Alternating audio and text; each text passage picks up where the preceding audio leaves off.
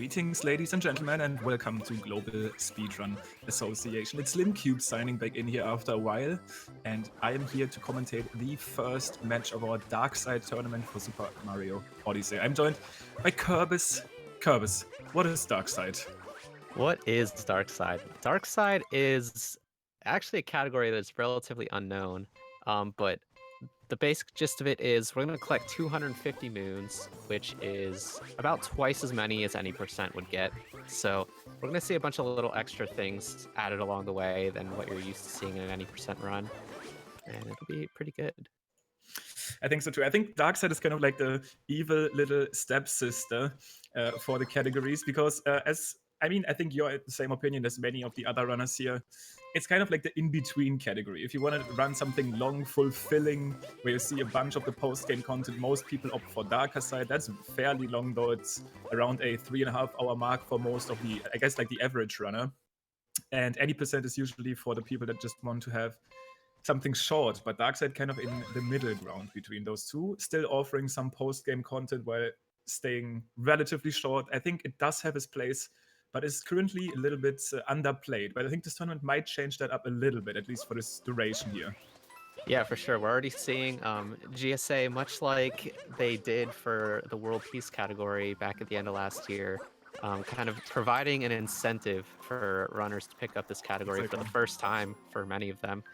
Many of the entrants to this tournament had never done it before a couple weeks ago, so definitely providing some incentive to run it. And yeah, definitely the in-between category of the game. A lot of similarities to any percent in the routing, but I like to call it like the Twilight Zone any percent because you see like the routes in all the kingdoms are mostly the same, at least for the first hour of the run. But a lot of kingdoms have like one or two tiny difference for any percent. There might be an extra moon, you might have to check a hint art, you might have to get some extra coins or something, but it's like any percent but slightly off, so it feels a little weird. But then like the second half of the run is actually like all pretty unique content. So if you've never seen a speedrun of this game that goes into the post game, definitely an interesting thing to look forward to. Get to see some really fast-paced sections at that point. Yeah, for sure. Post game probably the most fun part for me in this category, but even in the early game, there's these tiny little twists. We'll talk about them when we get there, like Lost One, because we revisit that kingdom. Same for Lake. We might see the high-level Lake route from Hay there. I'm not sure if Ollie plans to do that. And then even we might see wooded differences. We might see a shop moon and metro. All of that stuff we'll get into, but I think we are on our way now. First of all, actually keeping in mind that Hay there is gonna go for the DSTA abuse here. The DST abuse here, basically a strat that I think we had like a false start here real quick, probably just gonna go again, but this gives us a chance to talk about the DST abuse, something that we haven't really covered here at GSA yet, because our league finals were at a time where that strat kind of got figured out first. Also 1.3, we have actually a lot of stuff to talk about, but first of all, let's talk about 1.3 first. I think so. Yeah, I think so. Get into it. At Pace, literally when Pace was going on, I think it was that Friday, like the second day of Pace, Nintendo dropped to the venue an update to this game that pretty drastically changed some things about it, about how we speedrun it. So the 1.3 update made load times incredibly fast. So much so that even though there are tricks that are patched out from the 1.0 version, which is what people were using for any percent before, it is still faster than 1.0 because the loads are that fast. So you're now seeing everyone run on 1.3 for virtually every category of this game. So, like I said, it patched out a couple tricks, not too many. So there's not too much of gameplay difference, but it definitely noticed some things, particularly in Cascade. But then also at the same time, like maybe a couple days later, people figured out that you could do this weird thing with the Switch's system time to grow a seed really fast. Basically, if you set up your clock on your Switch to hit daylight savings time and it will automatically jump forward by an hour in the middle of your run, it will allow a seed to grow instantaneously rather than waiting the normal 20 minutes that the seeds take to grow normally. And that becomes a really fast moon for Sand Kingdom. And this is going to be our first time seeing this in a race environment, which is actually quite interesting because the downside of that strat at the end of the day still is that you need to be fairly consistent with your early game strategies. If you mess up anything and you miss that window where the clock jumps to the next hour, you might miss it and the seed won't grow. So you're gonna have to come up with an extra little strategy. The good thing about Darkside is we already get more moons in sand than we need to because we pick up a bunch of fast moons here. So you would still be free to leave, but you have to pick up the backup moon along the way later then. Maybe even in sand, maybe some runner chooses to go for swings. I don't really dislike the idea you get some extra coins because coins, another thing about this category, you actually need 1,000 at the end of the playthrough to get a Toadette achievement, which is a very fast moon. Usually we try to route these longer categories around these Toadette achievements, kind of collect the achievements along the way, like timer challenges, coins, bird moons, and so on and so forth, to get these almost like 7-second moons in the very late game. Yeah, it becomes kind of a really intricate routing process because you not only have to take into account what moons are fast, but what moons can count towards an achievement moon, which you can get at the very end. And those moons only take about 7 seconds to collect each, so they're incredibly fast moons if you can manage to hit the requirements for them naturally along the way. So first difference from 1.0, first moon skip no longer possible. You are able to get over like the invisible wall barrier still on 1.3, but the Madame Brutal fight will not start if you don't collect this moon. So this is the first big difference. On 1.0, that would have been a viable fast strat to use in Darkside, but we're on 1.3 now, so yeah, and that's actually interesting in the context of Darkside, because you already pointed out that even in any percent, which is our, I guess, most popular short category, those loads were enough to make up for these extra strats. But Darkside having even more loads, more content, especially stuff like revisits where we have kingdom loads or painting loads that actually sped up by like close to 3 seconds. That change was even more impactful, even more time set coming from that version difference. Yeah, it's kind of crazy. Like, even just watching the game, certain loads that you see, if you like paid attention before and you kind of had a feel for how long those loads would take, there's a pretty noticeable difference for some of them. The swims in Seaside is like ridiculous. There's like no loading happening anymore. It just like fades out and fades in.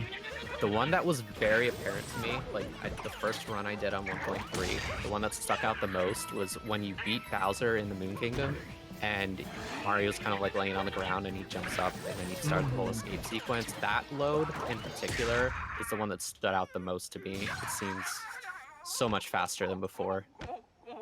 Hey, they're showing off some Joy-Con strats here on Madame Brutal. We obviously right now covered a little bit of the baseline here, a little bit of the changes, 1.3, DST, Darkside in general, so much to talk about, but obviously have the runners compete here, and Hey there does have a solid lead, showing off his Joy-Con down throw strats for the Brutal fight. Technically, actually almost doesn't save time. Does look pretty cool though, and I would imagine it feels good too. Yeah, but Joy-Cons don't feel good. Like Lim was mentioning, Hey there is kind of on a self-imposed strict timer where he's going to want to get to the seed in Sand Kingdom and plant it relatively quickly. I did see him actually put his clock to 152, which is actually, I'm not sure if that was intentional. That seems like a pretty big window, even for Darkside. But at the end of the day, we do collect 6 moons here. That's at least what most people like to do. Depending on how long he waited after setting the clock, that might be too much time.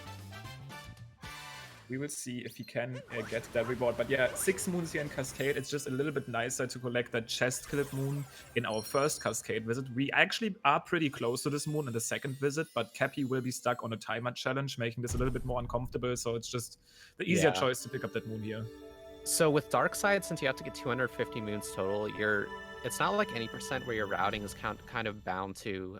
You have this number of moons that you need to leave this kingdom, and getting any more than that would be a waste. Since you have to double up on your moon count, you're gonna oftentimes see people get extra moons on the first visit in a kingdom that they, if they only need 16 to leave sand, they're gonna get 18 just because there's 2 extra moons that are kind of more in their way, in their path, that are convenient to get. Because you're not just comparing moons within a kingdom, but you're comparing, okay, is this moon in Lake Kingdom faster than this moon in Metro Kingdom? It's a much more dynamic route. So less rigid, I suppose. Yeah. So now I'm interested. We are gonna have to look at Heyday. He was probably about to plant a seed, and we are looking at his clock right now. Once again, we don't know how long he waited. One slight adaptation that he could make with this is plant the seed early here and maybe pick it up after the employees only moon, which is another moon that is now in the route. I did just see him say that apparently he did actually set his clock to 153, which is the most common thing to do, even with that extra moon and cascade. Your waiting time will just vary a little bit, but you saw him plant the seed right there. He's gonna get the bird moon, go into the sub room, and if he did everything correctly up until now, the seed should be grown when he leaves that room. He's definitely in a spot where if he did in fact set it to 153, then it will be grown by the time he comes out of this room. Exactly. For sure. That is going to give him a nice little advantage here over Ollie, who didn't maybe have the confidence to go for that strat here. It's like the seed was grown very nice. It almost looked like he moon clipped with that, which is actually a possibility, but I have no idea if that out of bounds movement is any worth. I actually doubt it. But both of them will be entering the employees only moon here. But keep in mind, hey, there is one moon ahead. Actually, wait, he's 2 moons ahead because he picked up the bird, I guess. So Ollie might opt for swings and get the bird later. He could get the bird here as well. Maybe even that. Looks like he's gonna skip over it. But yeah, those seeds normally take about 20 minutes to grow if you just kind of let them do their thing naturally like they're supposed to. So definitely not a viable, they're never a viable thing to do, or at least they weren't before we found about the clock manipulation, unless you were making 2 visits to a kingdom, because you could plant the seed in 1 visit, and when you got back to it, usually 20 minutes would have passed by the time you get to a kingdom a second time, so it would just be fully grown naturally. Is styling a little bit here, going for those up throw roll cancels to make it up to that higher ledge. I mean, I can definitely see people like to go for these fast movement strategies if they're fancy. They might not necessarily be super consistent, but is something that works. Also, Ollie will actually pick up that Great Moon early here, which is an interesting decision. He would have access to picking it up later. The late crate route, we actually talked about the late crate route in GSA league in a league scenario, but missed the bullet bill there on his way back. But never really saw it. But at the end of the day, that is actually, it's still fast to get that crate on your way back after the hidden room. Hey, there will probably show that off momentarily.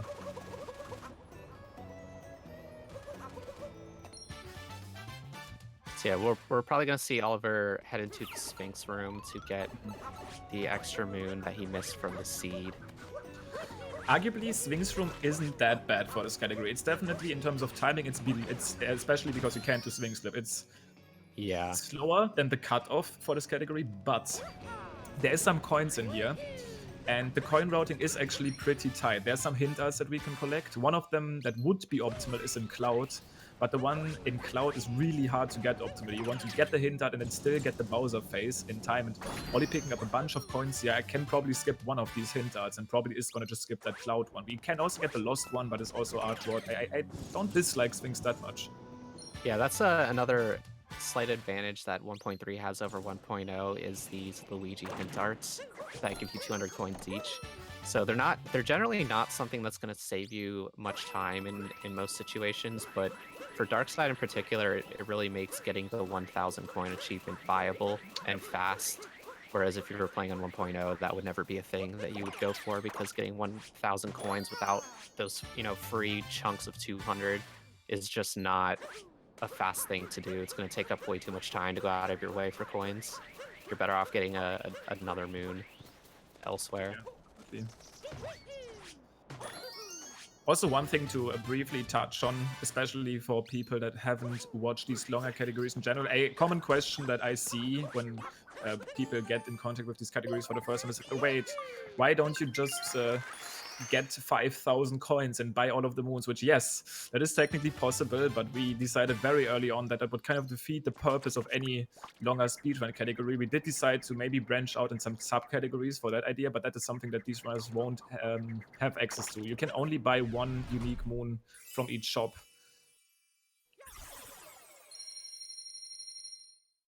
Yeah, definitely kind of creates a whole different dynamic to the run and changes what the run is all about. So we decided to, at most, keep the concept of duplicate shot moons as a separate category, basically. Yeah, with this category specifically, it's kind of obvious that a run that would allow these shop duplicates would probably mostly be focused about just beating the game as fast as possible and routing in all of the coins we can to basically cut out all of the stuff that makes Darkside special or different from any percent, because yes, these post-game moons are fast, but it's really hard to beat these duplicate moons on a technical level. They are just, especially with these hint darts in combination, they are just incredibly fast. So disallowing them for the main category is definitely a wise choice.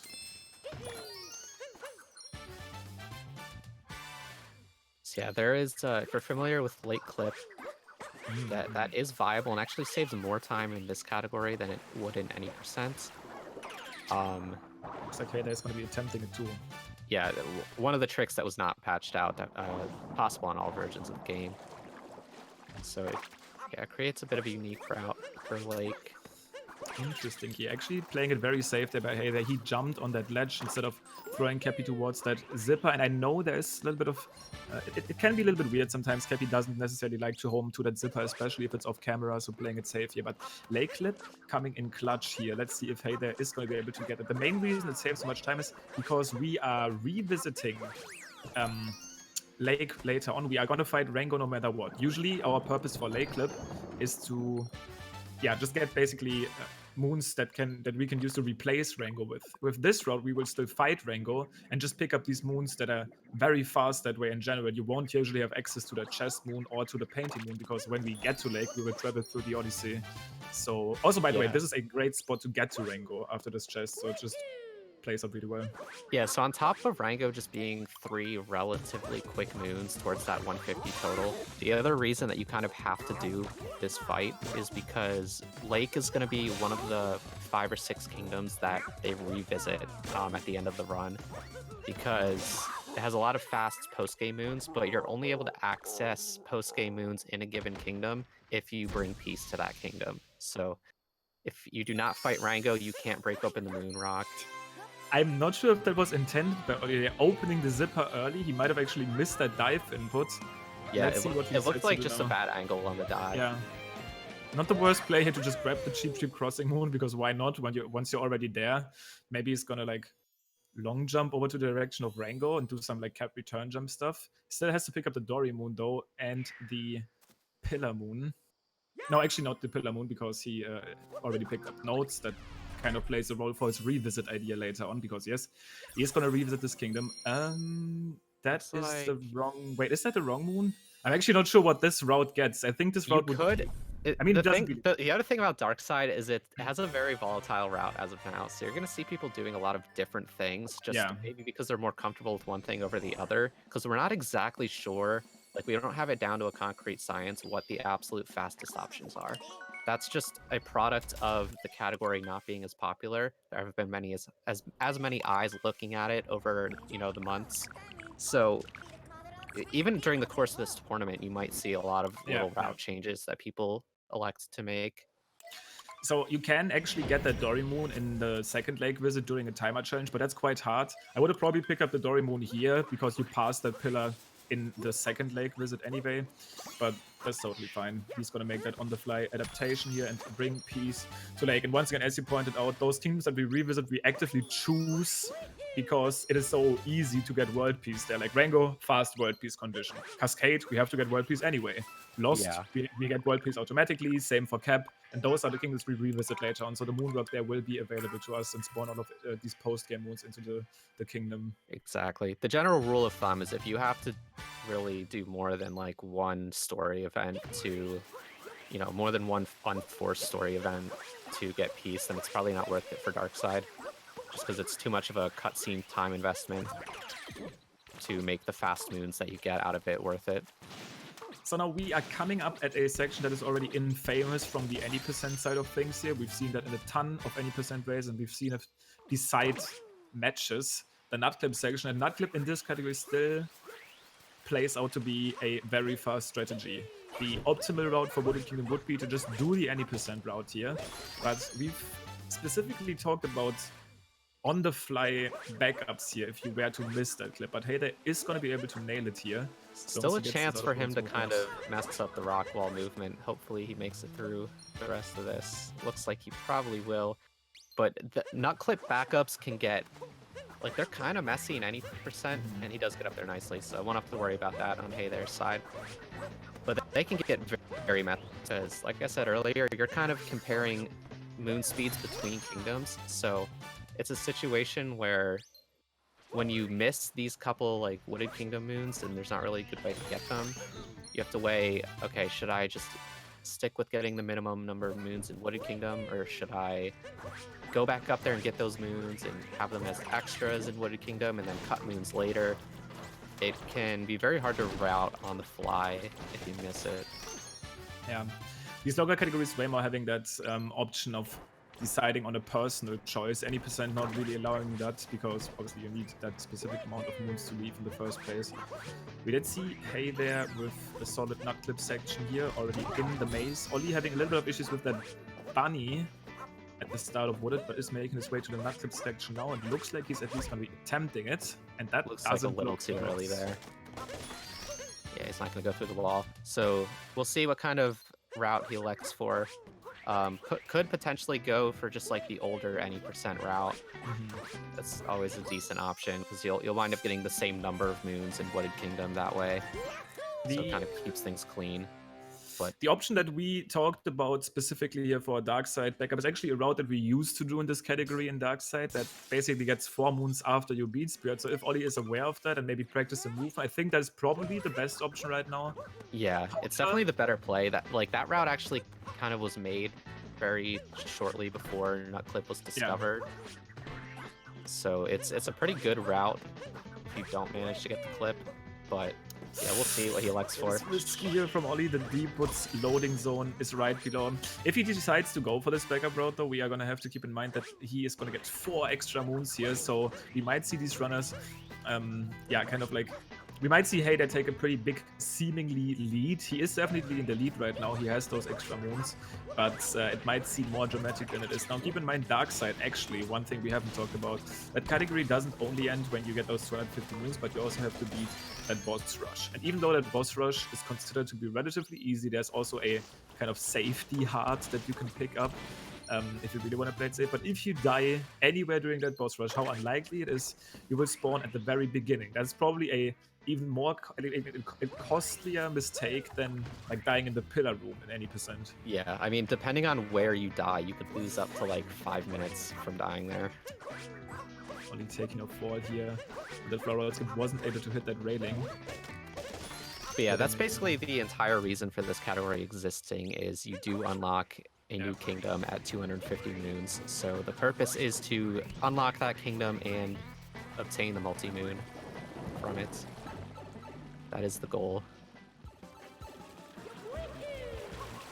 And then now closing out his route. Interestingly enough, something that I just realized, he's probably going to be at 17 moons at the very end of Wooded. I'm not sure if he picked up both the tree and the Piranha Plant moon. That's what I'm assuming. Yeah, that's exactly what he did. Okay. Interesting choice. Maybe he has some unique routing going on there. Once again, this is just how Dark Side works. You can pick up that extra moon, and that Piranha Plant moon that he technically didn't need here in this route is only at around 20 seconds, which is slightly above the cutoff that we consider moons to be viable for Dark Side. But that allows him to potentially cut out a moon later on that he's uncomfortable with. Basically. Yeah, so there is, like, I guess, a conventionally accepted fastest route for Dark Side as of right now. And if you do something like that and take an extra moon somewhere and cut another one out, it might only lose you a couple seconds at most, depending on what moon it is. And Ollie's having a little bit of trouble with Spirit here. Spirit spewing the entire arena with his goo.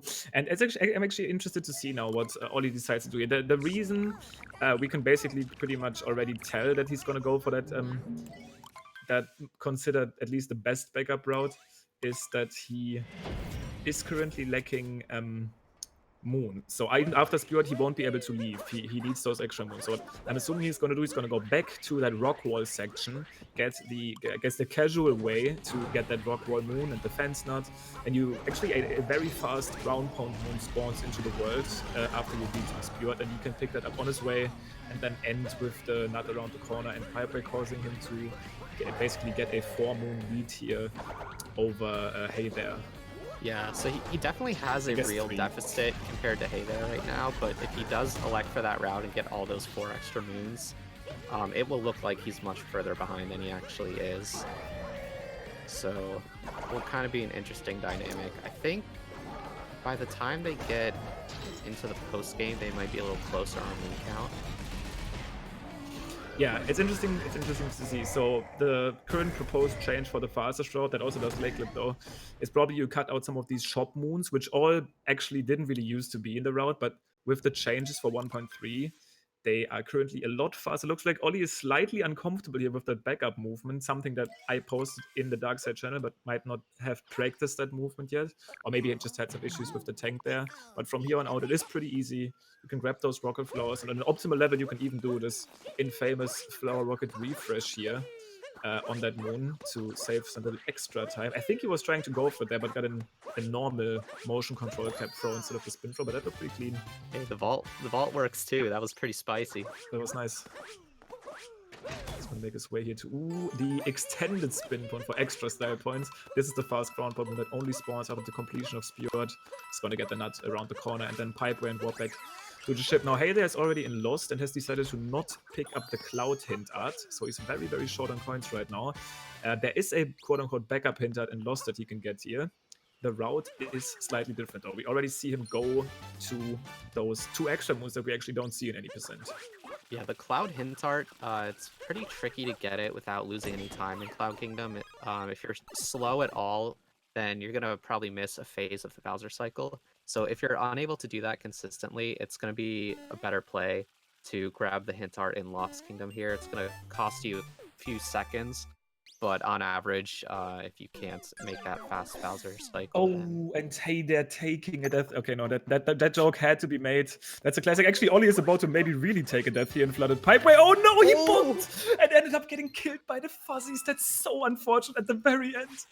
Oh god. The thing about water is if you bonk and you fall in water, you were just completely immobile for like multiple seconds and you're just sinking down right into the path of the thing that's going to kill you, and there's nothing you can do about it. Oh, these fuzzies are relentless right now. He might take damage again. Actually, falling down, he needs to be extremely careful right now. These fuzzies need to be avoided at all costs. And speaking about avoiding the fuzzies, that's the moon that Hey There just died to, but he actually died intentionally. We pick up a checkpoint early on in the kingdom. We can see Ollie do that again later. And then dying on that moon is a little bit faster than warping back.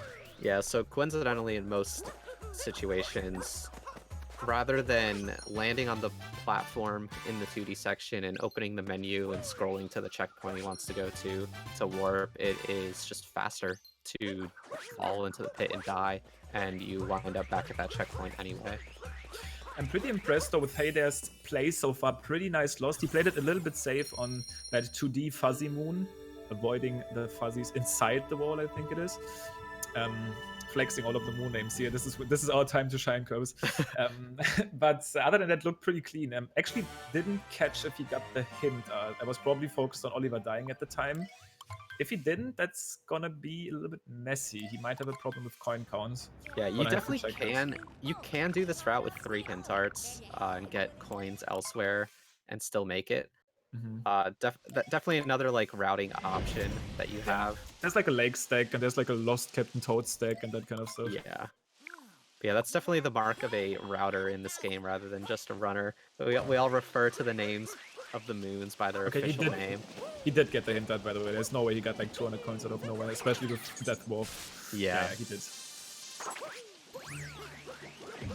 Yeah, everyone else, you'll hear them referring to moons by things like, oh yeah, that one nut that is by that other thing.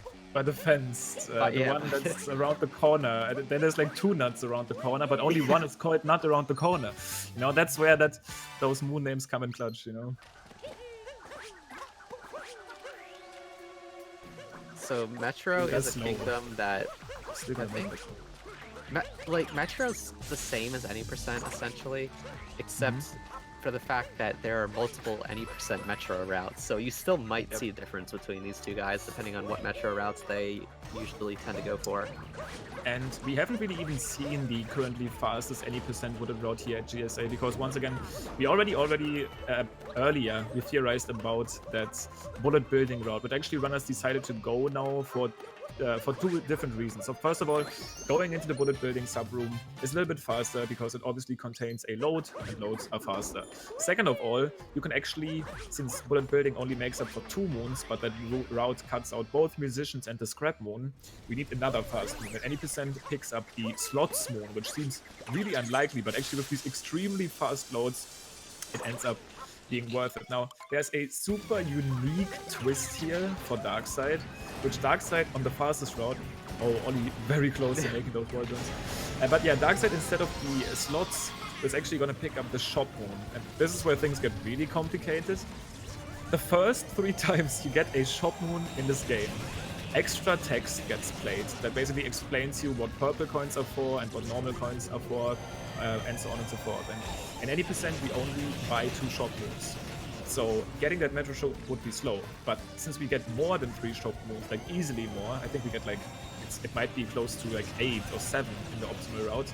Getting that metro shop is faster because it speeds up the shop moons 1 shop earlier. That was pretty complicated. It's hard to explain. It's kind of ridiculous when you get to longer categories to route them, because you have these little intricacies about how things work that when you do something in one kingdom, it affects things in every other kingdom. And because all the moons are being compared to each other rather than just the ones within their own kingdom, you have these cutoff times where, you know, for Darkside, I think we say something like if a moon takes less than 18 seconds or so to grab, then it's fast enough for the route.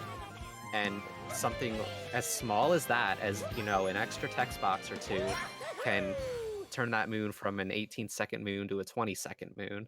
So just a lot of crazy stuff that can affect routing. We are going to see, though, if Hayday even opts for this route, because it's still absolutely viable to just pick up the musicians instead. That bullet building shop route would probably save around, I mean, optimally like 5. But I mean, for most runners, I'd say it's like a 3-4 second time save. The bullet building subroom is pretty hard, though. It's definitely fast enough for Darkside.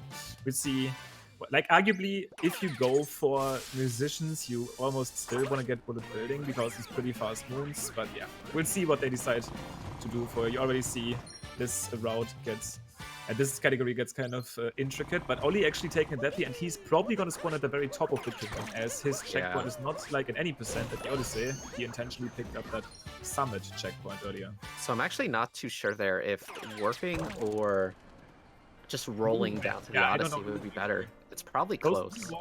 Those new warps that also increase in speed, by the way, are actually pretty broken. Like, they are really hard to beat sometimes. Even though you would just be falling. Yeah, but that's something that's... I mean, honestly, you can't really be wrong with warping there. Technically, you could die if you move there, fall into the poison, so I guess that's just a safe play. Yeah, definitely, I don't think more than a couple second difference either way you do it. But yeah, on 1.3, just like any time there's a load zone involved, that moon is going to become way more viable than it was before. And it's like, you might not think, you might think we're talking about like a, you know, oh, like this load is 0.2 seconds faster or something, but some of these loads, especially in a kingdom like Metro, where it generally takes a long time to load out of a sub-area or something normally, some of those loads are like 2 or 3 seconds faster than they were before, which is insane.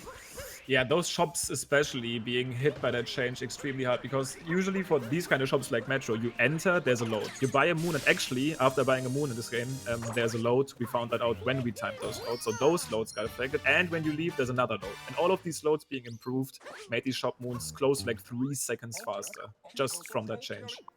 Yeah, and even if you happen to warp out of a room or a shop, like you said, even the warp loads are faster than they were before. Ollie barely making it up there, and the Goomba was coming for his head, too. Very clutch here.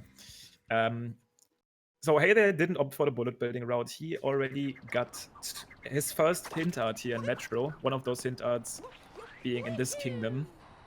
On the crossing here, he already passed that. There's going to be a second one in the pool.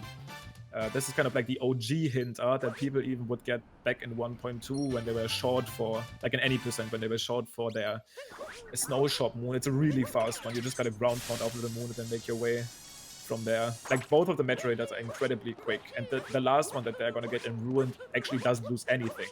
So those coins being pretty fast here.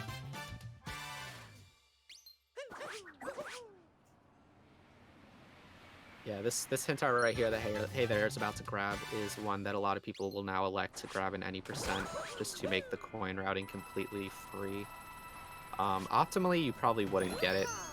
There is a way to get enough coins for any percent without it, but makes it a lot easier. Just like one less thing you have to worry about throughout the run. Oliver's Wiggler kind of bugging out a little bit, having some issues in the first place. In the first place, wow, that was actually smooth.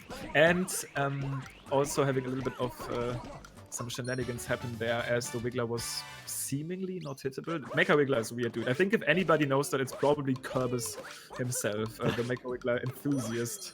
That's classic Wiggler right there, just frantically shooting in like a little circle all around the piece you want to hit, trying to find where the hitbox is until eventually it just works.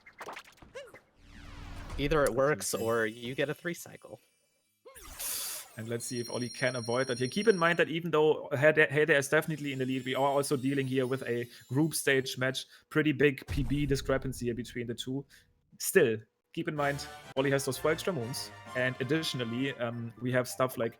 I mean, guys, once we get to Cap and Lost for the first time, and once we actually see gameplay in Lost 2 and Cap 2 in this tournament, basically, you could almost say no lead is safe, especially with the boss rush at the very end. And I would say, especially with Lost 2, it's the last major kingdom that you visit that isn't just like cleanup or like doing the actual dark side. And it is probably the most difficult in the run, in my opinion. Easily. Especially if you want to play it fast. Like, there's some strats there. If you want to do the bunny without the Wiggler, if you want to do the block moon fast, there's ridiculous stuff you can do at that kingdom. Yeah, you'll understand when we get there, when we see what this route is like. Like, the first time you go through Lost and like the any percent Lost route doesn't look too scary, probably. But Lost 2 in this category is just a completely different beast. Just the way you move around the kingdom, you're opening yourself up for so many more opportunities to die with just one little slip up, and any death can be pretty costly. There's actually a pretty cool Lost 1 strat in this category where you basically get the stone cage moon, the cage moon, and basically at the same time you like get the cage while Trifetal breaks. It's something that I know Econ has been messing around with a lot. We obviously are going to be seeing some of the high level any percent boys in the tournament here as well. We actually saw the record already drop by more than a minute as the preparation of this category, of this tournament basically unfolded. Yeah, actually closer to 2 almost, or like a minute and a half at this point. Yeah, I like that. I do expect that record to continue to drop throughout the course of the tournament by at least another minute or so. Currently sitting at around a 146, a mid 146, I believe. Yeah, by Lil Curbs, as far as I'm aware. Unless Chaos beat that. Yeah, but it should be Lil Curbs. Speaking of Lil Curbs, he is the 3rd participant in the same group as these two. So the way this tournament is set up, we have 4 groups of 3 racers, and they will race the other 2 people in their group, and then the top 2 out of 3 from each of those 4 groups will move on to an 8-person single elimination bracket. So you'll see these 2 go head-to-head, and you'll see both of them race Lil Curbs throughout the next few days. Synced up story moon cutscenes here. Hey, they're attempting that snow clip earlier. Snow, though, being the complete any percent variant of the kingdom. Same for Seaside. We actually used to... I mean, we'll see. Actually, maybe some of these runners might still stick with the old gun. Seaside used to be a kingdom where you would get some extra moons that are decently fast, but they are quite awkward to get, and even optimally definitely on the slow side. So most runners attempted to, and we were able to do so because we got a bunch of new fast extra moons due to loads to route them out and just stick with the any percent Seaside variant. But we'll see what these guys decide to do. Now, Snow, actually, we did see Hey There. I mean, hopefully, because I missed it, look at a hint art briefly. That's the biggest change here. And maybe, I think we haven't really ever talked about the moon hint arts. Maybe you can explain what they're all about, Kerbis. Yeah, so I think most kingdoms, not all of them, but most kingdoms will have a picture just sitting somewhere on a wall or wherever in the kingdom, and you can check that picture, and it gives you a hint as to where a moon is in another kingdom. So in this case, there's a picture in snow that has like kind of a zoomed in image of Lost Kingdom, and you have to deduce that it is Lost Kingdom and then find the exact spot that that picture is referring to. And then if you ground pound that spot, a moon will pop up. So you do have to look at the hint art in order to get the moon. So that works into the routing for this kind of category when you know you're going to be going back to a kingdom later, because typically they are things where the hint art will be in a kingdom that is after chronologically the kingdom that the moon is actually in. So you have to go back to that kingdom to get that moon. So in this case, since Lost is one of the kingdoms where we're gonna revisit, it's a good moon to get. And hey, they're styling here on the Snow Kingdom with that snow drum at the very end. Once again, this should be a completely normal any percent completion of the kingdom, and that's exactly what he did, with the small exception of looking at that hint. That probably loses him, I want to say, 5 seconds at the most here. In Yeah, Snow, somewhere probably around there less. for sure. And then in Lost itself, it's probably another 5 or something. So overall, that moon is extremely fast. I guess there's the moon cutscene, but it's definitely a super fast moon still. Yeah, definitely under that 18 or 19 second or so cutoff that we mentioned earlier. And hey there, no, With his done. patented camera shakes Oh during no. cutscene.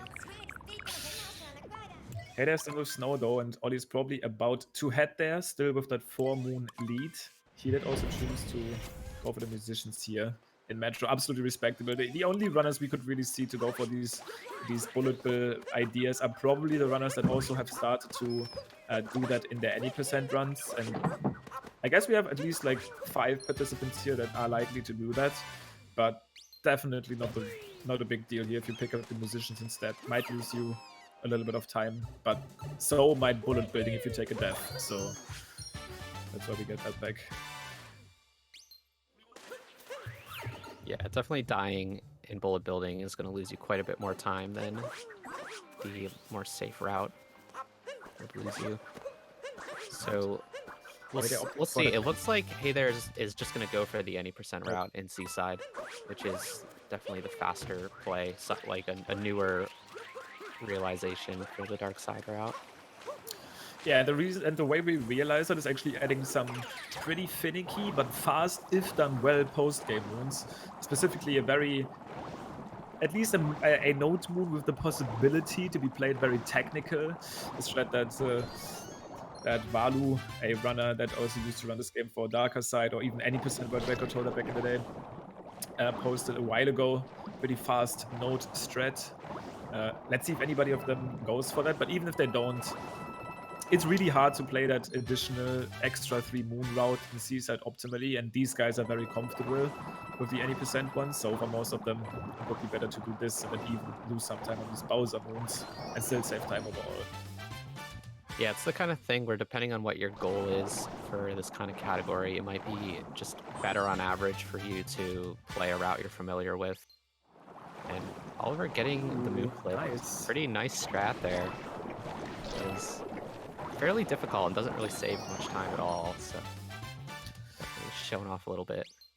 And even though this Moonclip has some additional uses, usually in longer categories like World Peace and Darker Side, the race here in Snow Kingdom is definitely too slow to make it into the Dark Side route, so we won't deal with that bound ball race and just leave Snow as it is. Just like an 80%, never come back, no moon rocks, no post game.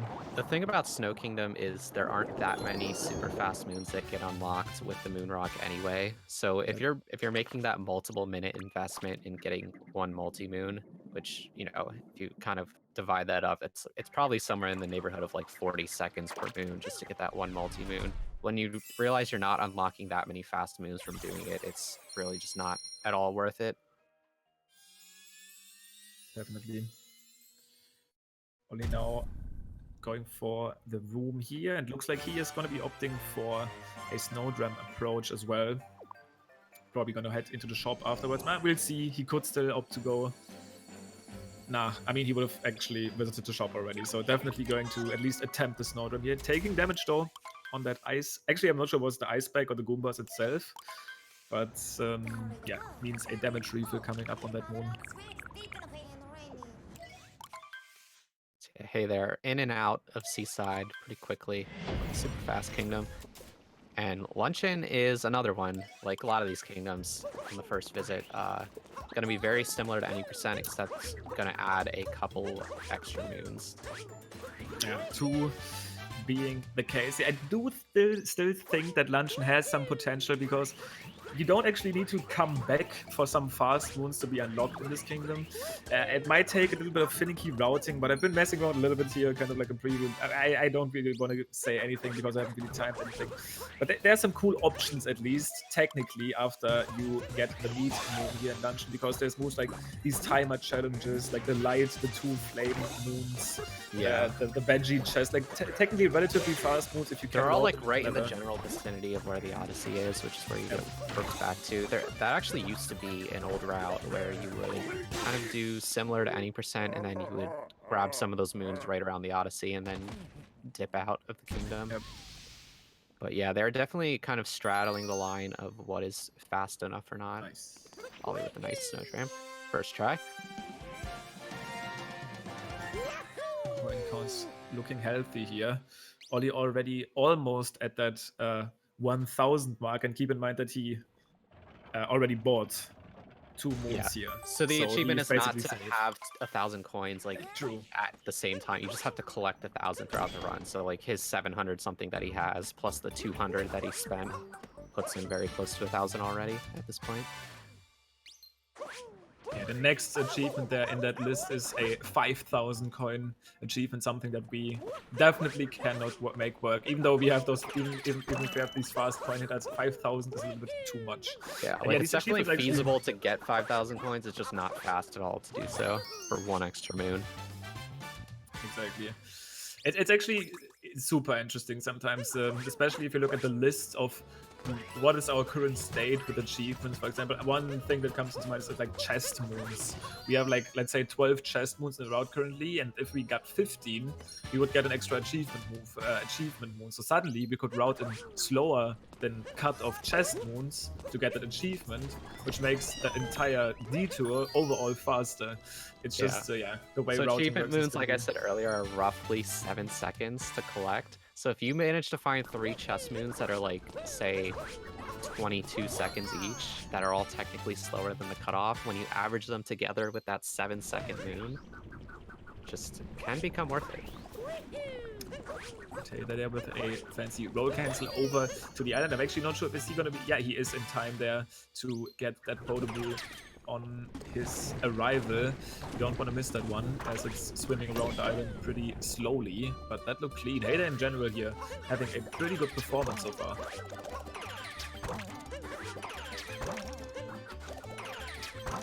And Ollie also electing for that any percent Seaside route. I think definitely the smart play.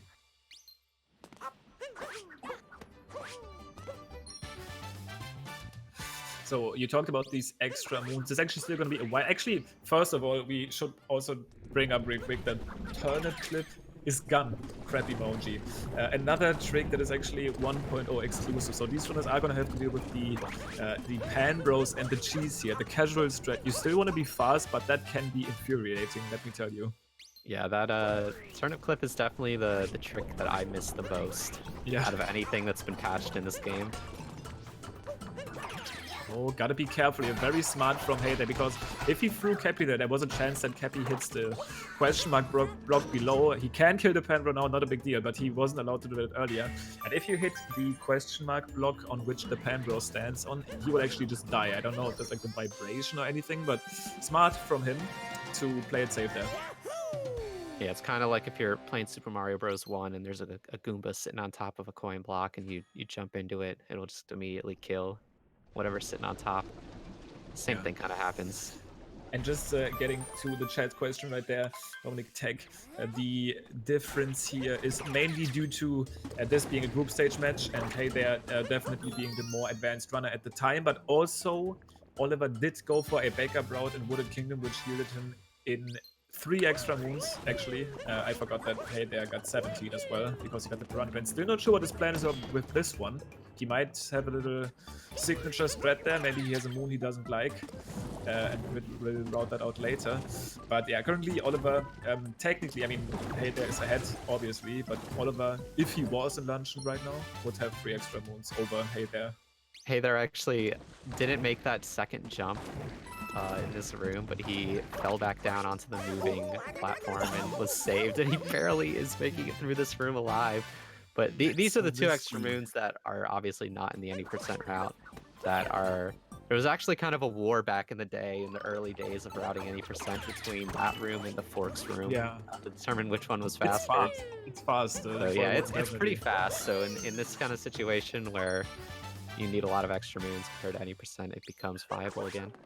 Yeah, you can play it very, very fancy there. Equan showing a strat there for the best theoretical timesheet at some point where you can do like a little cameraman. You can play this room very fast. I'm not sure if what Hader did there is intentionally. That shake instead of the normal jump of the board, which seems extremely scary. But I mean, as long as he stays alive, which he did, it's gonna be fine. Taking 2 damage though, causing a big damage refill. But overall, he is gonna be done with Luncheon here after that. Yeah, and even Ruined Kingdom, one of the most auto-scroller of kingdoms, you're gonna see some slight differences between any percent and Dark Side. There's actually an extra moon there that you can grab. That's pretty fast. True. Something that you, as an any percent viewer, might not even know about. Sadly, the only moon that we can pick up in that state, other than the dragon. I mean, after the dragon, I think one of the subrooms is already available. I think the rocket subroom already gets available. But I mean, yeah, if you go back into the arena after the fight, there's a few moons that show up there, but not any that are particularly speedy. They are quite the opposite. Like, these moons are actually horrible. Yeah. These blue moons are so slow. They're But ones the that chest they don't super even fast. make it into the Darker Side route, which has even twice as many moons as this run. So that tells you all you need to know. The chess moon, though, extremely fast. Yes. Also, another place where you could get some coins when you realize you're low there, maybe missed a hint out or something. But technically, also a possibility to go for a... There's two cool strats here. So first of all, there can be a moon clip. Ada here with a little bit of a slow movement. Maybe the only one he knows of going for. That's wall jump there. And it's not gonna... At least it looked like he might have attempted that chest clip, and I hyped it up for no reason, not going for any of the cool strats. So there's 2 things you can do there. He took the real slow way around there, Yeah. unfortunately, but you can kind of jump out the backside of that little area and jump straight up to where the zip line is. That's my favorite. I really dislike that moon clip there. It's like super inconsistent. Even if you clip into the wall, sometimes you don't even make it out on the other side. You can actually die to that moon clip or like fall down to the moon rock area. So that cap return jump on the other side, on the risky side, is definitely a super good strat. Just because the ceiling is so high up, it's hard to get in the proper position to clip through it. Well, but even though this is Dark Side, we are not allowed to skip the dragon. Gonna have to defeat him anyways. At least he gives us 3 moons, and obviously, as mentioned earlier, you already see Toad there, because this is actually a Captain Toad hint art and not a Luigi hint art. There's another 203 coins here, so hey, they already hit his 1,000 coins very easily. Once again, both of them already with purchased shop moons, so and definitely good to go there. Another thing about Dark Side, I'm gonna squash a fan theory here. You could technically get 250 moons without beating the game. There's 462 available without beating Bowser in the moon. But you're not allowed to go to Dark Side until you beat the game, so... That's too bad. That would actually be super unique. Honestly, I wish it was possible, because that'd be a much more fun route, in my opinion. Definitely longer, but definitely also very unique. Yeah. Yeah, unfortunately not possible. Otherwise, yeah, there might be a scenario where you could just skip like everything like Ruined and later, and just never go to those kingdoms. It'd be kind of weird, but interesting. What am I now making it to that? It's not the turnip clip section anymore. What is it? Like the cheese section, I guess. The cage section, the cheese section. Capturing the Panda himself to What? That looked really weird. The Penbro like flew over that block. Okay. Penbros, by the way, are pretty bugged in this game. There's like a bunch of glitches. I'm not sure how the state of that is in 1.3, but yeah, Penbros, yeah, they're special.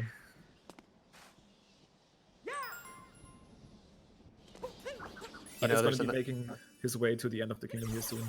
There's another fan theory for Darkside, if you guys are interested. There is...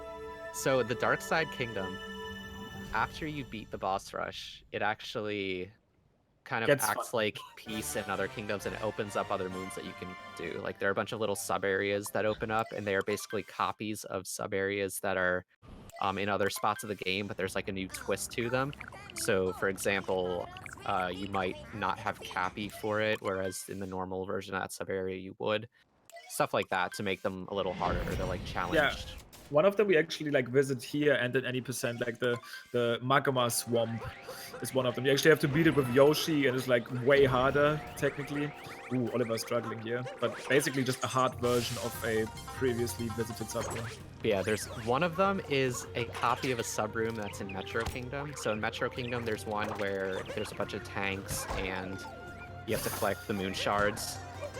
And in the Darkside copy, it's a Yoshi room, so you have to collect Yoshi fruit. But these two rooms have a weird thing where if you're in the Darkside room, you can hit a load zone that's not really supposed to be there, and it takes you to Metro Kingdom. Yeah, so it's kind of like not really a wrong warp, but kind of a similar effect as a wrong warp. So you go from Darkside to Metro Kingdom. If that was possible the other way around, that could create another really weird Darkside route that you only go to Metro Kingdom and you quote-unquote wrong warp to Darkside. And it would be shorter than any percent, which is the funniest thing about it. But Oliver is that's clutch, dude. That was the best backup I've ever seen in my life. What? He liked it too. He clipped it. That was actually insane. The reason, by the way, that isn't possible is what we are assuming with that room. What basically happened? So the developers literally basically took the Metro sub room and ported it to Darker Side. Just left the loading zone in there and designed it in this Yoshi kind of place there. So the room in Metro definitely existed first. We can assume that Darkside was kind of like a development pretty late into the development cycle. So there was probably just some laziness, like an oversight. Yeah. And there's actually like other weird works with those taxi load zones too. Because what the load zone, what it does is you capture a taxi and then kind of drive forward with it. It does a little cutscene where it like, spins out around the corner and then hits the load zone. And like the same way to enter that room, you just capture a taxi in Metro Kingdom and it like drives forward and then there's like a weird load zone. And there are like awkward ways to enter that load zone as well, where you just like hover your cap over any capture and then you walk into this load zone and then capture the thing and the game thinks you're in the taxi and it just takes you to the room anyway. Now, Heather already showed off that quote-unquote Birdran moon, a moon that we see some brothers actually prefer to pick up in the any percent route. It's definitely very easy to play optimal. That's what I want to say, at least for that one. But now we are actually going to show off some moons in Bowser's Kingdom that we usually don't see. And Bowser's Kingdom actually has an amazingly big amount of fast moons. Not only here in the first visit, but especially also in the post visit. Like, all of these moons that he's getting right now are so quick. Yeah, so Bowser's is another kingdom where you're forced to obtain peace in order to leave. So it's one where the moon rock is automatically available. And not only that, but because Cascade is another kingdom that we revisit, there's a painting that links Cascade and Bowser's Kingdom. So faster than traveling through the Odyssey, that's a big portion of the post-game is doing Cascade and Bowser's back-to-back. Be trying to go for that chest clip. They're not even able to get that one. He might go for a little bit of a risk here, but when you're going for that backflip, works just as well as to be able to skip that wall jump. Actually pretty fast for not being in a nice position to go for the return jump. So nicely done by him. But yeah, another 2 moons here that Hey is going to be picking up here. Also got the checkpoint because he is going to be returning to this island later on in his second visit of Bowser's. Yeah, the checkpoints in Bowser's are very important because all the islands are so spread out and they have these long zipline animations to travel between them that you're better off warping most of the time to get around. Looks like Hey might actually just go through the pipe here, which is technically a little bit slower. You could also bounce out that opening that you made with the GSO, which is the name of that capture. But the pipe not being that much slower and probably a lot easier. Yeah, like if you fail to jump into the little opening even one time, then it winds up being slower than taking the pipe. It's one of those little optimizations. And it's Harriet first time here for Hey There Cool. Something that I can wholeheartedly support. I'm not a fan. Wait, what? Since when? I'll try to keep the fighting to a minimum. You're just trying to be for comfortable. the sake of the stream. Who isn't a Harriet first? Come on. I've been topper first since day one. Hell yeah, brother. Alright, Harriet here, in my opinion, but Hey There is at least on my side of the camp and already defeated her. Now making his way to Topper, and from there on out, there is actually a bunch of additional moons that we even collect on our way to the Mecha Brutal fight. Even though we return to that section right now, but some of them are faster to be collected in our first visit. Yeah, so certain, like, Bowser's is made up of a bunch of different little islands, I guess you could say, and some of the little islands you don't want to return to on the second visit, so it's nice to just grab everything that's available there while you're there the first time. Yeah, for sure. And Oliver now done with Ruin is gonna take his trip to Bowser's himself. Once again, looking at these routes, Oliver should be in a 3-moon lead if they were tied up right now.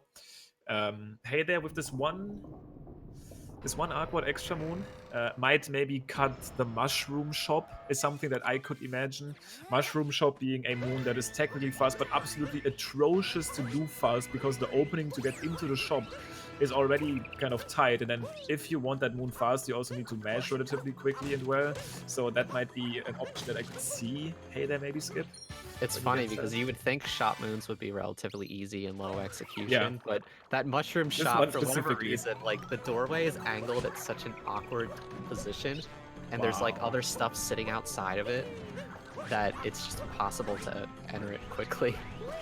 The way Hey There killed that Spiny there looked so ruthless, dude. He just like flicked the Spiny off, dude. Poor Spiny. But yeah, a moon, by the way. Nice to meet you. Something that an any percent viewer might not know of, but yeah, this little box actually holds a moon. Something that we just ignore in any percent because this long animation that plays, and also making the ogre move is very slow, but definitely fast enough for that side. Okay, we'll see if Ollie coming up here. See if he'll join Team Topper or not. It's still gonna take away. Actually, picking up the checkpoint, another thing that is important. Ooh, that is interesting. I don't know why he's gonna... This right here is the worst moon in the game, by the way, and optimally would be getting its second visit, so... Yeah, exactly. That's at least what we are assuming, because he did do any percent Seaside, but maybe he wants to get that moon right now. At the same time, Hey There, collecting that Pokio moon, which is also quite awkward. He could still be going for those 2 other moons in Bowser's 2, or he could have other backups in mind. There are definitely other viable enough moons that you could be getting. Oh, very close here from Oliver. Taking his time there with the ogre. Oh, bonk though from Hey There coming up at Mac, who also collected the moon on the Bowser stage. He's going to be very close here, but barely still spin pounds Rango in time. And is going to be making his way to Topper. He knows his timing. You can't let the flashes... Maybe not. He falls off anyway. Maybe not, as he misses the Topper over there. This spin pot can be tricky. I find spin pounding on any of those bubbles to be incredibly difficult for some reason. It's kind of weird with spin pounds in this game. You wouldn't think that like any individual spin pound would be very different from for sure. one in another spot in the game, but there's like a very weird feel and timing. It's like every spin pound is unique. It depends on the surface. For example, here it's hard for you to judge if you hit the wow, Ollie, the trick jump input, dude. What a gamer! He actually did a jump. That's like the second absolutely ridiculous backup that he's pulled off in like the last 15 minutes. making sure that one worked. But yeah, I agree. Like as Hayday gets the target acquired here very nicely. It depends on the surface. Sometimes it depends on when you like what you. For in my opinion, for example, spin pawns when you leave specific sub areas where Mario has like this leaving animation are incredibly annoying and hard to do sometimes. Yeah, just even like leaving different rooms, sometimes for whatever reason, it will take a fraction of a second longer for you to be able to control Mario out of certain areas. So you really have to have your own individual timing for a lot of different spin bounds in the game. Yeah, sometimes there's like a door opening, sometimes Mario just walks out and whatever. Definitely difference in spin pawns. Hader is about to leave. He is going to pick up one other quick moon here. And for some reason, I remember this moon being in any percent at some point. Why did we do that? But it was another very early any percent moon. I guess it's very easy to get, and it isn't too far away, but this cutscene is obviously making that moon a lot worse. And there's a really bad thing that can happen. Hayder avoids it completely by just spin pounding forward. If you dive, if you try to like cap bounce towards the globe and you hit the back pipe of the Odyssey, even if you don't land on top of it, you hit like the side of it, it kind of sucks you in. And if you didn't know, like you can go into that pipe and it'll take you inside the Odyssey. So sometimes if you like try kind of like, it looks like you're gonna bonk on the face of the pipe, but it'll just suck you into the top and it's really annoying. One of the most tilting time losses in the whole game, for sure. Absolutely.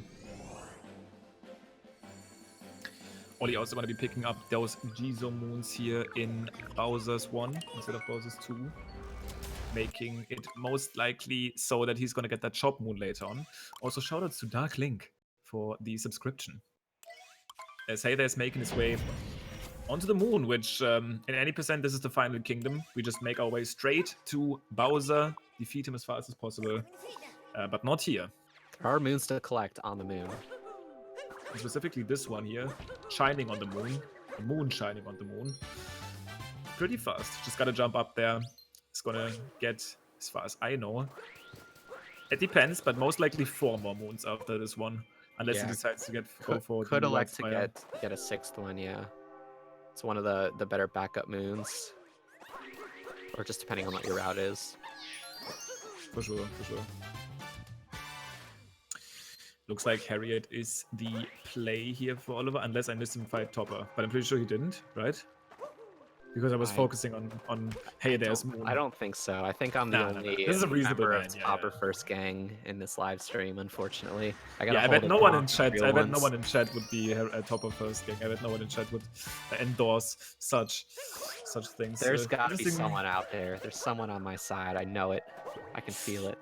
Dude, that actually looked awesome. I just saw Ollie took like a bunch of like screen captures and it was basically like a slideshow on the top left corner. I actually like that one. Now this jump is actually quite tricky. You can do this with a very nice and fancy vector triple jump, but hey, they're going safe, going for the long jump over. There's another very cool strategy you can do here that picks up both of the rocket floors. Hey, they're only gonna be yielding in one.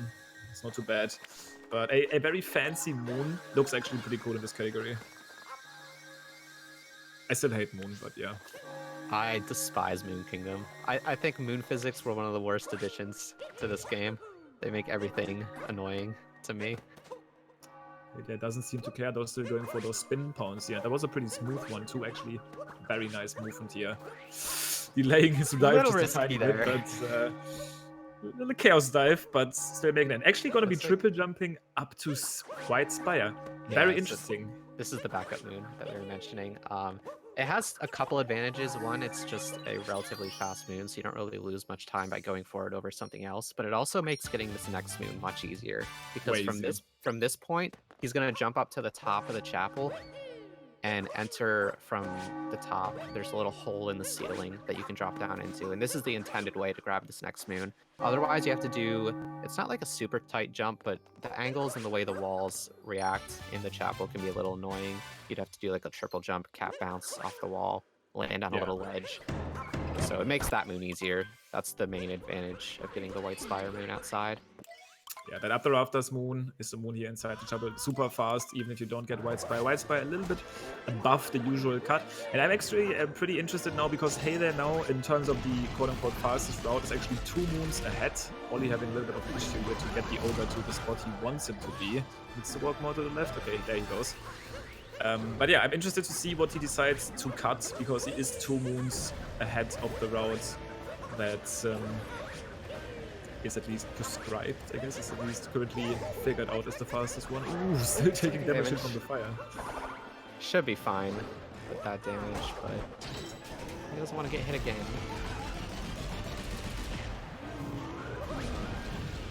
Ooh, and Oliver almost grabbed the cursed checkpoint. Hey there is actually at 1 HP. Oh, he can't do the damage to boost strat on the in the Bowser fight. Oh god, Bowser's taking him. And this is looking to be that was only the second phase, so one more phase to go through. Now Bowser does sometimes throw out a heart under one of his heads, but yeah, can't get damaged here by the fire. For the first time, these jumps are actually not as carefree as they usually are. Almost more importantly, he can't damage boost on the hats, so he's gonna have to take the last phase a little slow. I hope he is aware of that. He gets actually pretty close. It looked like he was kind of barreling in there. I was gonna do it literally. Anyway. I think he forgot about his health count there for a second. Not gonna pick up that heart. No real reason to, because he is gonna capture Bowser momentarily, and that's gonna refill him back up to 6. As long as he makes those dodges count here, he is gonna be good to go. One more jump, jumps over, defeats Bowser, and is on his way to finish the 80% portion of the game, but still, lots of content to come. Oliver making the same exact thing. He did have a quicker climb up the leg, so he can still make up a little bit of time on Hey there on this fight if the rest of it goes cleanly. Also going for this backup strat, something that actually most runners opt to do now, but gets sniped out of the air. 1 HP is... Oh, he actually bounced off the Pokio. I've never seen that. He's actually immediately ground pounding back down, but he bounced off the Pokio that gave him extra height. That was the... This guy today is doing some special stuff, dude. That's actually something I've never seen before. Me neither. That's something else. That was incredible. Gonna be taking the Pokio back up here, ground pounding Topper at the same time. Hey there in that 2D section, hopefully being able to do that 2D skip, is gonna be able to do so. Making his way into the pillar room. Again, hitting the face of the Robo Brood. He almost made it back. He's at 1 HP, the mech is coming for him, dude. He's actually furious. Dude, the hula hoops, the rings. Okay, he got that extra heart though. There's one rock with an extra heart. That's the hula hoops though. Those are the most dangerous thing. Those things, like, I swear they have a mind of their own. They know how to juke you. You try to throw your cap at them, and they just go right around it. Okay, cap bounce there, pretty smooth. Is going to be able to capture the poke and not getting shot by the cannonball this time. At the same time, hey, they're taking the diplomat to make that first pillar fall. Getting closer to the end of the 80% portion, but only one more bubble for Ollie to hit. This is the one. Harriet here, struggling just a little bit, hopefully being able to hit her. This is the typical stuff that happens in Harriet, though. I hope you can avoid the first ground pound. It's just a loop. It's hard Definitely. to predict where it's going to be. It's really counterintuitive to know like where the bubble's going to wind up every time it takes a step. Yeah, definitely. But yeah, hey there here, ending 80% actually with a sub 110. Pretty respectable here for a dark side. Yeah, that's pretty solid. Here. With those extra moons in mind, right? Like, this is not 80%, this is a bunch of extra moons here that's collected. Yeah, particularly the moons in Bowser's and Moon Kingdom add quite a bit of time. For sure, yeah. A lot of extra ones. Those world record times right now actually being in that 1:05 area, though. So definitely early game. You could probably say, because these runners are so good at these segments, that these extra moons probably add around 5 minutes to the early game. That's probably the best way to put it. Yeah, that's definitely a good estimate. But yeah, this is where the real action starts now. Actually seeing Mushroom Kingdom being ran for once. Usually in these GSA races, we would see these runners kind of meme around there a little bit, maybe say hi to Toad, take a snap. Yeah. get the Goombet moon, which is actually a moon that we have to get here. But now we'll see some fast movement in that kingdom, which that actually can be pretty intense, especially when we get to that park section, that backyard section where the Goombet jump I is taking think place. outside of one Darker Side showcase, this is relatively unexplored territory for I GSA think so live too. stream. I think so too. So definitely the part I'm looking forward to the most about this tournament. I love the post-game stuff personally. So hey there, getting into the mushroom shop, not the worst exit, not entrance, not super fast. You can roll in there, which is just like, don't Yeah, do that. It's it's possible, but it's impossible. like, It's TAS only. TAS only. basically, it would be possible, but that staircase is just no. It's just You too see tight. like But the sign sitting in front of it. It's yeah, directly in your perfectly way blocking. of like where you would normally want to roll to get a good angle. Perfectly blocking you off. But yeah, also Captain Toad here. Another fast moon. Now, these from here on out, basically every moon is going to be extremely fast. Yeah. There's almost no moons with long cutscenes. Maybe some that are directly in your way, but most of them are just sitting around, especially once we get to those moon rock moons. And the movement around them can be pretty epic. So we already see Hey There here with some fast mushroom moons. Yeah, comparably to the first half of this run, or the first hour 10, much less downtime. You're gonna see. Yeah, this timer challenge here intended to be completed with the scooter, I think is at least what the game wants you to do. But rolling's pretty fast in this game, actually mostly as fast as the scooter. So it works out that way too. I think that's how it works out, that optimal rolling is pretty much the same exact speed as scooter. Okay, they're killing the Goomba there. You might actually want to go to the Goomba he ended up capturing now, because in that way you are closer to the mushroom and you have more time for Cappy to return to you. That timer challenge being kind of a weird little example where all that matters is how early you hit the timer challenge, because you want Cappy back as soon as possible. Yeah. But making that work here. Yeah. Also, nice Goomba jump. You gotta meet Cappy in the middle on that one, because you get the moon far before the timer runs out. And there's no way to manually cancel the timer challenge from that far away. So you just gotta wait for Cappy to be able to capture the Goomba. Interesting choice here by Hey. They're going for a dive for there. This jump after the Goomba jump, both of these jumps, the Goomba jump and the jump up the castle, both can be very, very frustrating. The Goomba jump especially, though, potentially losing you up to 15 seconds if your Goomba dies. Ooh, Yeah. super fast first person there to activate the Peach quest. What Hey There did there basically is activate the quest, so Peach is in all of the kingdoms for you to give you fast moons.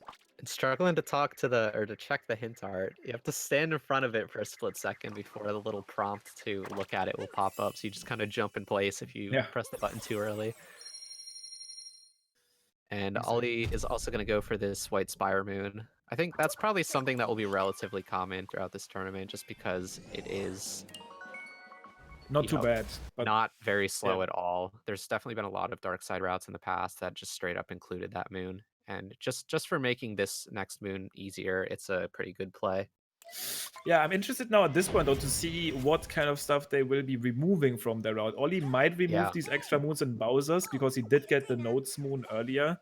That's something that stuck out for me, but he is definitely very healthy in terms of moon count. Like, he's gonna have to remove some at some point to even make them And work. Hey There is not going to go for this Moonrock jump. There's a way to kind of triple jump out to one of these little danger signs floating in the fog, and you can land on it. It's that one right there on the right of the screen. And then long jump over to the Moonrock, but this is definitely the safe play.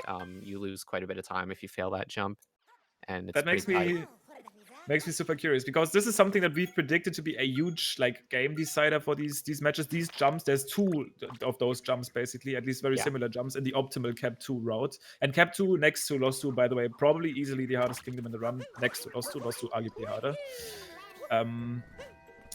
Yeah, and Hey There playing it safe there. I think taking the Paragoomba doesn't lose as much, maybe like 7 seconds, around something like that. Yeah, somewhere around there. So if we have a close race, it will be very interesting. Definitely, you're going to want to go for the fast strat if you are behind or if you're barely ahead, because losing those 7 seconds or so to doing the slow strat could decide it itself. So you have to be confident.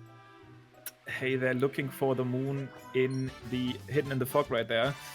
This is another one we actually use a death warp after because, I mean, we Yeah. can't get back. That's The not the only intended other way to get that moon, like the intended way to get that moon, is to take a Paragoomba and fly out to it, but that's really slow. Paragoombas don't move too fast and in a straight line. Falling from the tower with a nice vector, pretty speedy in comparison.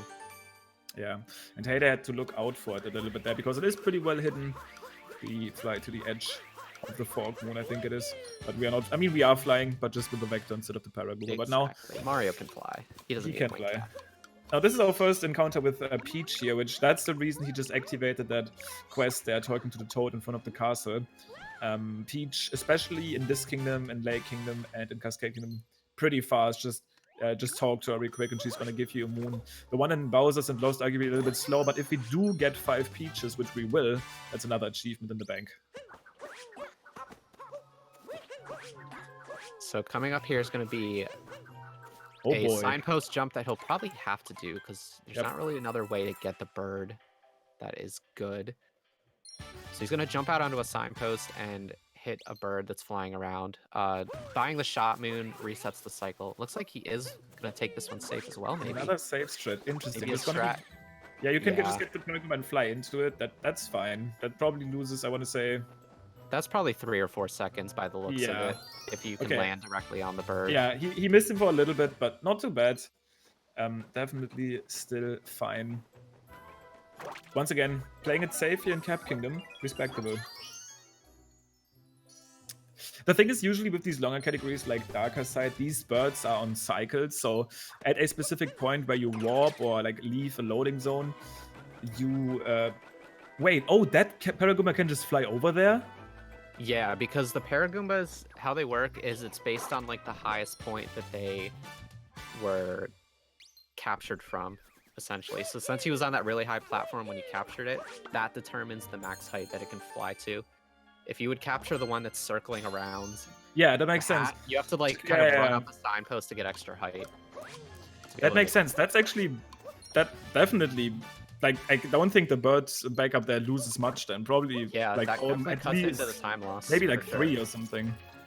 It looks like he kind of went a little too high. So, like, if you cut it a little closer, play a little more optimally, it probably only loses a second or 2 to do that overall. Yeah, honestly, in a race scenario, that's going to be an extremely respectable strat. Now, there is an even faster strat with this bird, where you basically hit the bird mid-air and then use the moon and spawns to refresh your cap jump, which saves even more time. But I doubt that we'll see that one in a race setting. You never know. I mean, Equan maybe, yeah. Yeah. He likes to go for... That's his strat. Maybe Mitch is in here as well. He might be another one that could do stuff like that, but we'll see. I wouldn't be terribly surprised. Pretty cool stuff you can do here. For it either. Yep, absolutely. But pretty cool stuff that you can do here overall in Cap and Lost, especially the fast strats. Really awesome to see. But hey, they're now making his way to Cascade. Wait, yeah, I was about to say. No, to Lake Kingdom, because he has to go to Lake first. I was about to say he needs to go to Lake first to look at the hint out there to then get the hint out in Cascade. So his Lake revisit coming in now. And since he did do Lake Clip earlier, he is going to have to get the Notes Moon here right now that Ollie got in his first visit.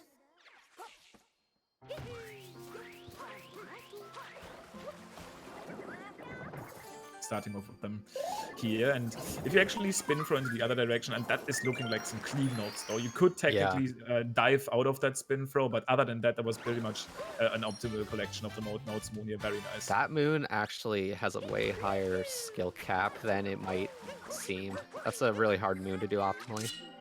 Honestly, that alone for me makes that Lake Clip route so much better, because getting that moon and Lake 1 feels so awkward, and using that position to get to the moon rock is just so much better overall. Like, Lake Clip is really hard, and for many it doesn't justify like that Dark Side category doesn't justify learning the trick, but especially here it's extremely powerful and makes the route work way better.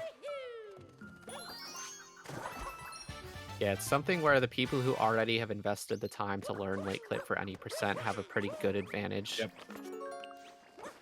Because, yeah, like you said, it can be questionable to learn a strat as hard as that for a category that you might only be doing on the side, or, you know, just for the purpose of this tournament. And the classic Cappy, Yep.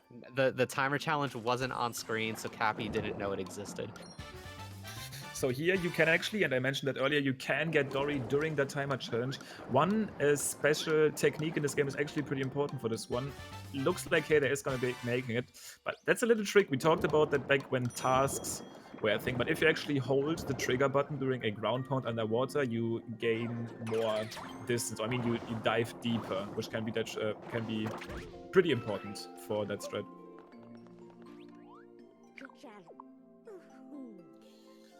But talking to the NPC in the little secret room here. Ooh, bonk here once again. Dude, this shop is just blocked off, dude. One side has like the sign, the other one has the cap stand. Hardest trick in the game. Yep, you can't make it out, you can't make it in. But both of them still opting for that mushroom shop moon, which is definitely fast if you don't bonk. And even if you do, it's hard to lose a lot of time to it at least.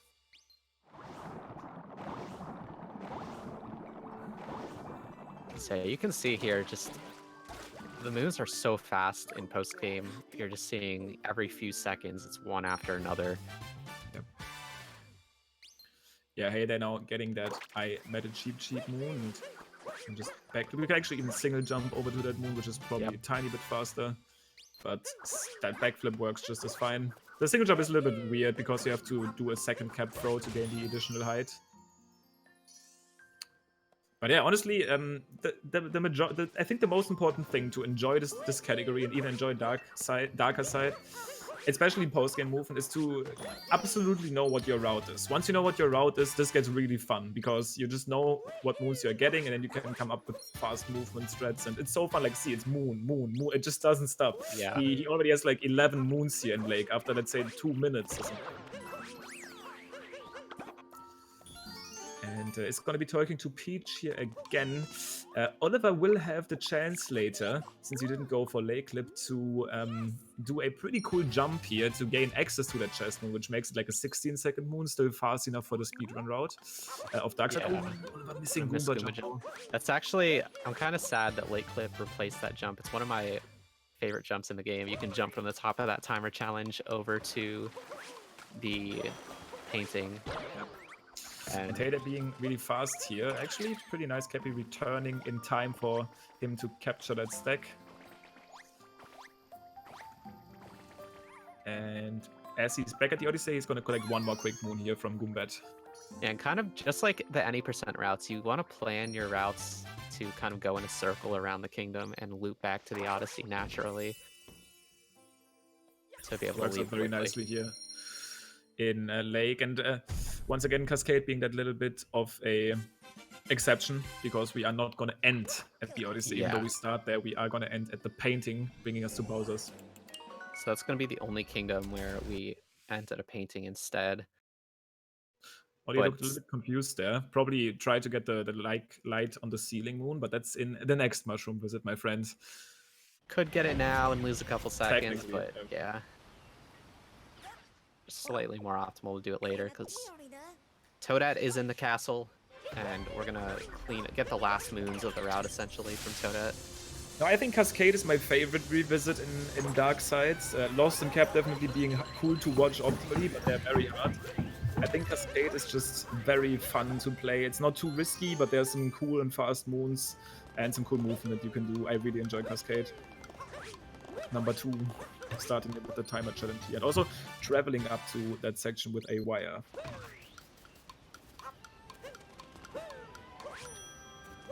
Making his way here over the floating isles. Had an interesting dive angle there, almost went right off the little island. And Oliver's gonna go for this jump. We'll see. Maybe second try. You want to... Oh, he's going for the triple. I'm not a fan. Why are people not long jumping there? The long jump is so much easier. No, see, I don't think the triple is his issue. I actually like the triple jump better, but I don't triple jump off the railing. I triple jump off the railing. Because landing on the railing is really weird. Oh, he's gonna... I think he got hit by the Paragooba. Did he get hit by the Paragooba? No, I think he was just slightly too far away and he dove. Oh, he bonked. Yeah, there was a bonk visual cue for sure. That's so unfortunate. He finally made it over there, but Let's see, second try once again going for the triple jumps. I personally prefer the long jumps there. It's fairly lenient, but Yeah, really wants there's to a bunch of force it. different ways you can set up that jump. Unfortunately, Oliver's showing why Hey There was, a little scared of doing this jump in a race It's hard. setting. This is a great showcase though. Like, hey, they're definitely showing some very, very solid backup movement for Cap. That Goomba backup, I would actually prefer to see from most runners. It can't lose much. It's super safe. This jump definitely worth going for. Interesting long jump there from Oliver. Still trying to trick jump around. Is going to make it to the moonwalk there. Yeah, But that time, I don't think he actually needed the extra yeah. stalling that he did, but maybe a little scared from the first failure. But he does get that. At least he's able to show that off. Yep. Throw from Hey, they're probably not intentional. Already going through the Cascade Kingdom. Very nice. My favorite part about Cascade Kingdom 2 here over Dark Side is probably the way we can gain access to the Moon Rock. And Darker Side, we have to do a Dino Skip again, which I'm just not a fan of that strat. The way we get up to the Moon Rock here feels so much better. Yeah, it's just a difference of entering Cascade from the Odyssey rather than entering from another warp painting. Makes the routing slightly different. People do this moon, this head skip and the jump moon so strangely and risky. There's like really easy strats for this one, and I always get a heart attack when I see other people do that, but those clouds can really mess you up. See, I hate the clouds, so the way I approach it is landing on as few of the clouds as possible. Just utilize my air time to avoid them. Oliver now warping back after that intentional death from that moon. Hopefully getting this one. This under the big one's brim, I think moon is also sometimes easy to miss. You don't want to miss this one. It's literally a 3-second moon because you want to fall down anyway. And if you fall down, you have to warp back. If you fall down without picking it up. But yeah, this one specifically probably one of the fastest moons in the route or in the game.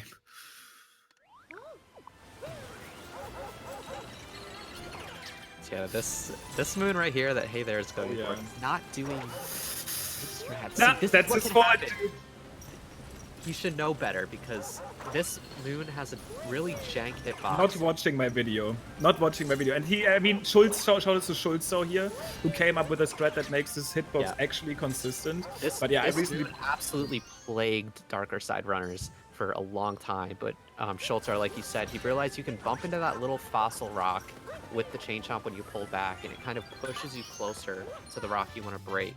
And if you do that, it is 100% consistent to hit the rock. Otherwise, the hitbox is jank, and there's no guarantee that you're ever going to hit it. Yep, definitely. That's a strat that runners are absolutely going to want to pick up on to do well in this tournament. That moon, I've seen people take 7, 8, 9 tries to hit that rock, and you're losing, 4 or 5 seconds each miss. So that adds up quickly. Now, Oliver ended up picking that lower Paragon, which is just straight up worse as far as I'm concerned, because he's not going to be able to make it up to the next moon that we need the Paragumba for anyway if he recaptures it. But yeah, I personally also didn't think about using the one on the top side of the bridge. He can just land on that sign here real quick to give the Paragumba some additional height. The only thing that's a little bit slow is the movement here. You kind of have to make it up these almost staircases, but still. Yeah, you have to like gradually raise the base height of the Goomba. Kind of like some scuttlebug raising. Yeah. Now, even though Hey There didn't go for the optimal bunny strat, if you actually just roll and hold left after the shop, you will guaranteed hit the bunny. Still hitting the bunny in a nice spot where he has enough time for the moon to spawn, gets the rubble moon in the downtime. And now finishing off here with not only the timer challenge, but one more super quick ground pound moon. This is the section I talked about in Cascade 1. You are close to the chest here, but you don't have Cappy, so you can chest clip. Yeah. That's why we get that you can't chest clip, and you won't have the cap back, so you have to like ground pound or bonk into the chest to open it. It's just like really awkward and slow, so you're much better off doing the chest clip visit 1 to get that moon. And now going through the painting to our second visit to Bowser's, the kingdom that we've recently actually already saw as we completed it, but back here, starting with a quick painting moon. And these paintings, another big one for the loading changes, close to 3 seconds there on these painting lows that we save now with 1.3. Yeah, so I think when you're traveling between kingdoms with the Odyssey, some of the load time is masked by just like the Cappy dialogue. But when you're going through a painting, there's nothing to really mask it, so you see the entire load. So I think it speeds up the painting loads more so than the Odyssey loads. Yeah, actually something pretty interesting about these revisits here is if you revisit a kingdom through a painting, it is actually not. Oof! Hey, they're almost falling out of the water there. I But think still, that was intentional, actually. yeah, actually, If probably. you go Now they past said the that's water, probably you faster. fall down faster than if you were like actually in the water. So it could have been intentional. It seems like something intentional now that you pointed out. But yeah, when you visit kingdoms through a painting, their post-game state is actually not activated until you hit the moon rock. It only really activates when you visit through the Odyssey, and then Cappy is basically updating you, hey, the moon rock is here, you can get it. Doesn't really play a big factor here for Dark Side. For Darker it does, because if you just warp, the hint art that we get there isn't spawned until you hit the moon rock. But is not really a big deal here in this category. And actually probably my favorite section of Bowser's coming up here from Hey There. Everything from that wire until the end of the GSA room is extremely fun. Can be awkward to deal with, but if you play it well, looks very cool.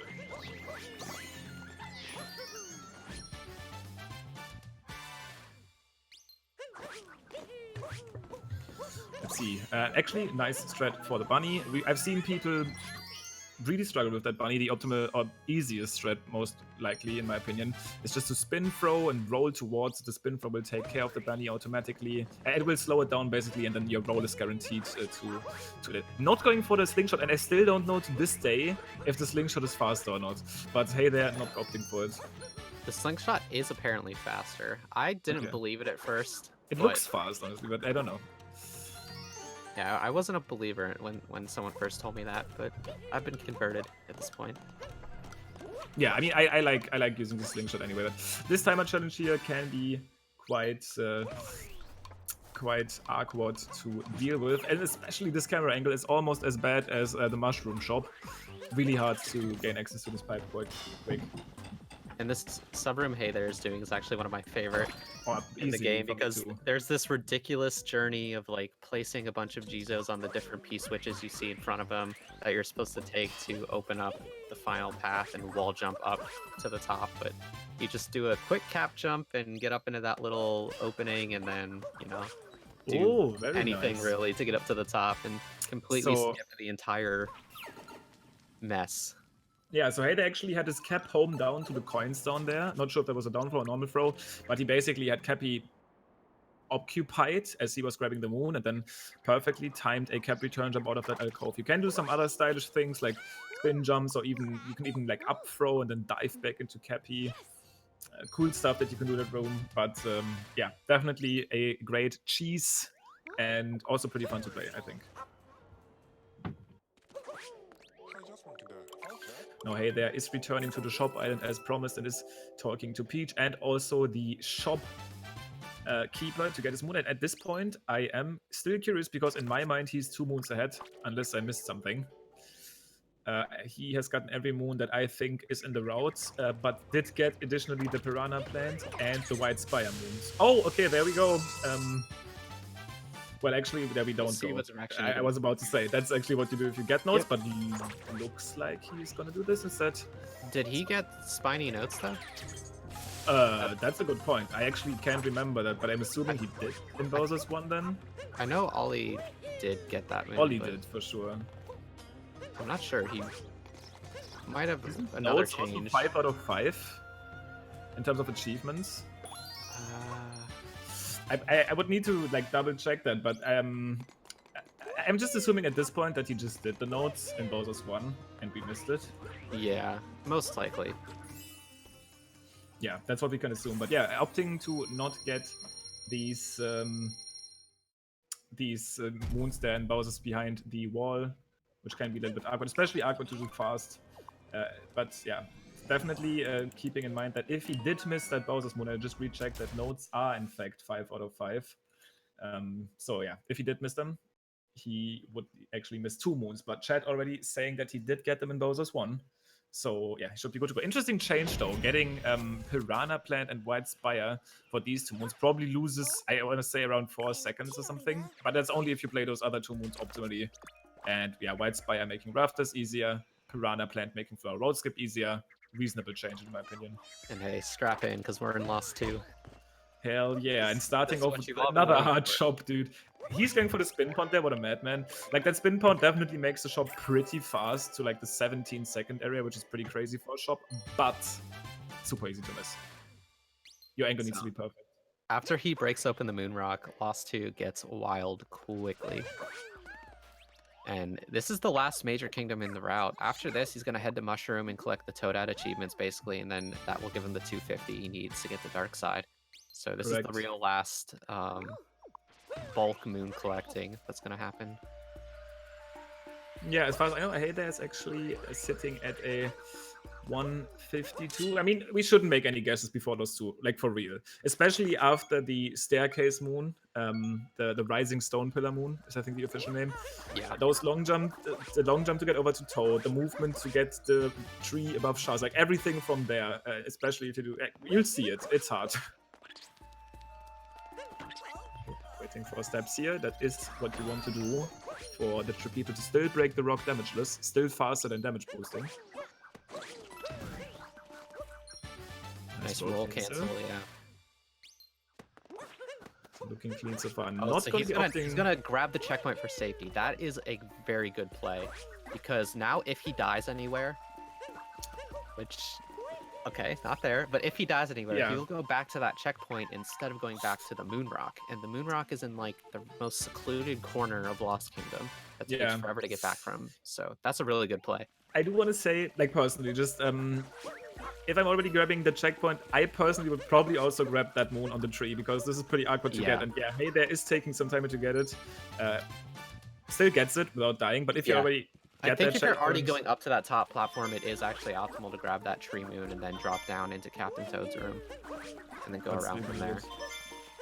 Also shoutouts here to Kaza Yev for the subscription with Twitch Prime, supporting Global Speedrun Association. But Hey there now getting his reward for looking at that pinned art earlier in Snow.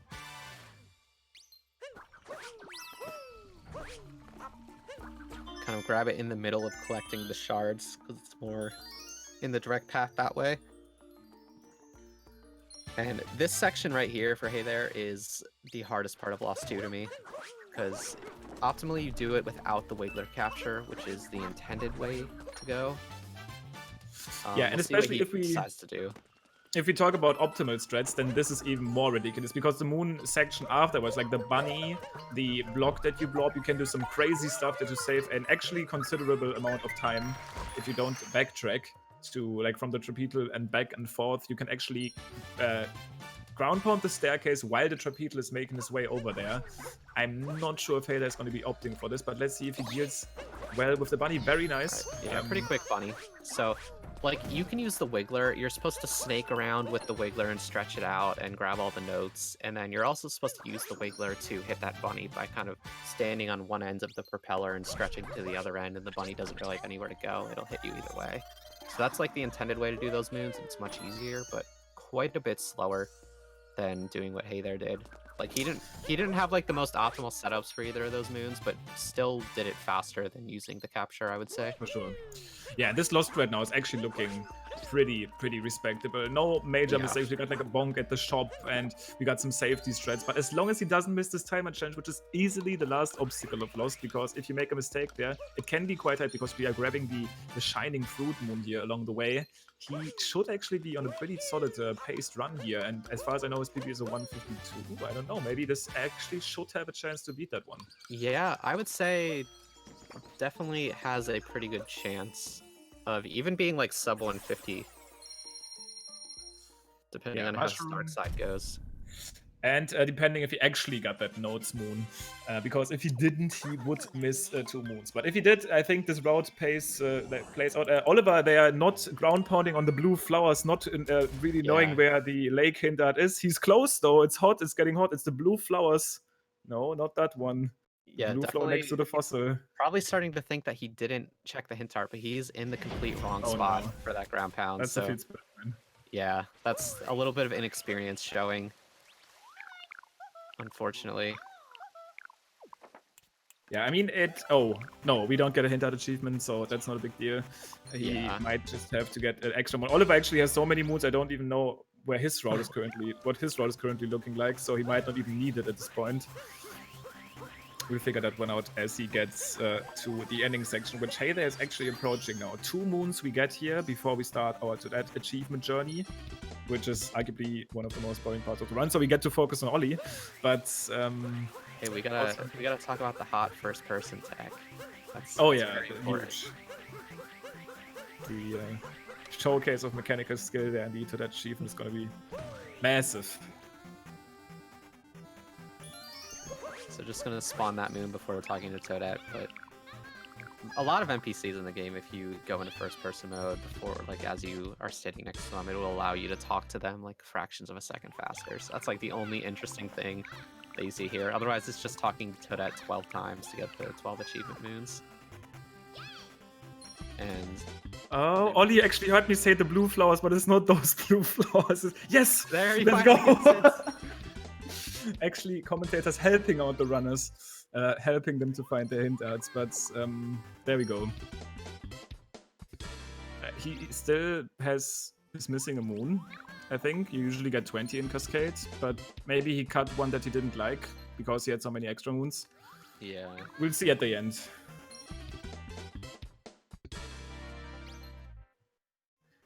But yeah, Hey There now in that to that achievement section. I'm pretty sure she's supposed to give you 12 moons here. In this category, you get 3 moons other than achievement moons, so you get 15 overall. Yep, so looking like a couple more achievements here. And then, yeah, those are the last moons that you need for the run, so outside of the one that he spawned, the light from the ceiling. We'll grab that quick before warping back to the Odyssey. I thought Oliver was gonna go for some hot new moons there as he warped up to the beneath the keep checkpoint first. You could actually at least consider doing that, like that treasure vault that Bowser has there, which definitely sped up now with the new loads, and those moons could actually already make it into darker sides. But I mean, it was a little bit too slow and definitely pretty hard. Just a case of him forgetting that one checkpoint earlier on in Bowser's 1. Still works out that way. Yeah, wasn't too slow of a backup, what he did. But yeah, I think you are in fact right. This is actually a 149 pace here for Hey There if he is able to complete the actual dark side without any problems. And he is on 250 moons. Good job by him. A good dark side takes around 6.5 minutes. You have to fight all of the Brutals again and the Mecha Brutal with Moon Physics. Man, I wish we could skip the Brutals and just fight Mech, but that's not the case. Yeah, Topper is the first Brutal you fight, much like he's the first one you fight at the beginning of the game. And in my opinion, of the 5 fights you do here, the hardest. Yeah, I agree. I think initially, people struggled most with Rango because he gets like weird to deal with if you don't know what he's doing. Those heads can be annoying and fast. And I think Rango, once you know what you're doing, is the easiest by far. Oh, I think Spewed, but I mean, they are close at least. I guess the thing that, I don't know if we've even mentioned, but all of these fights are going to be with Moon Physics. Yeah. So that's what makes them annoying, that's what makes it different.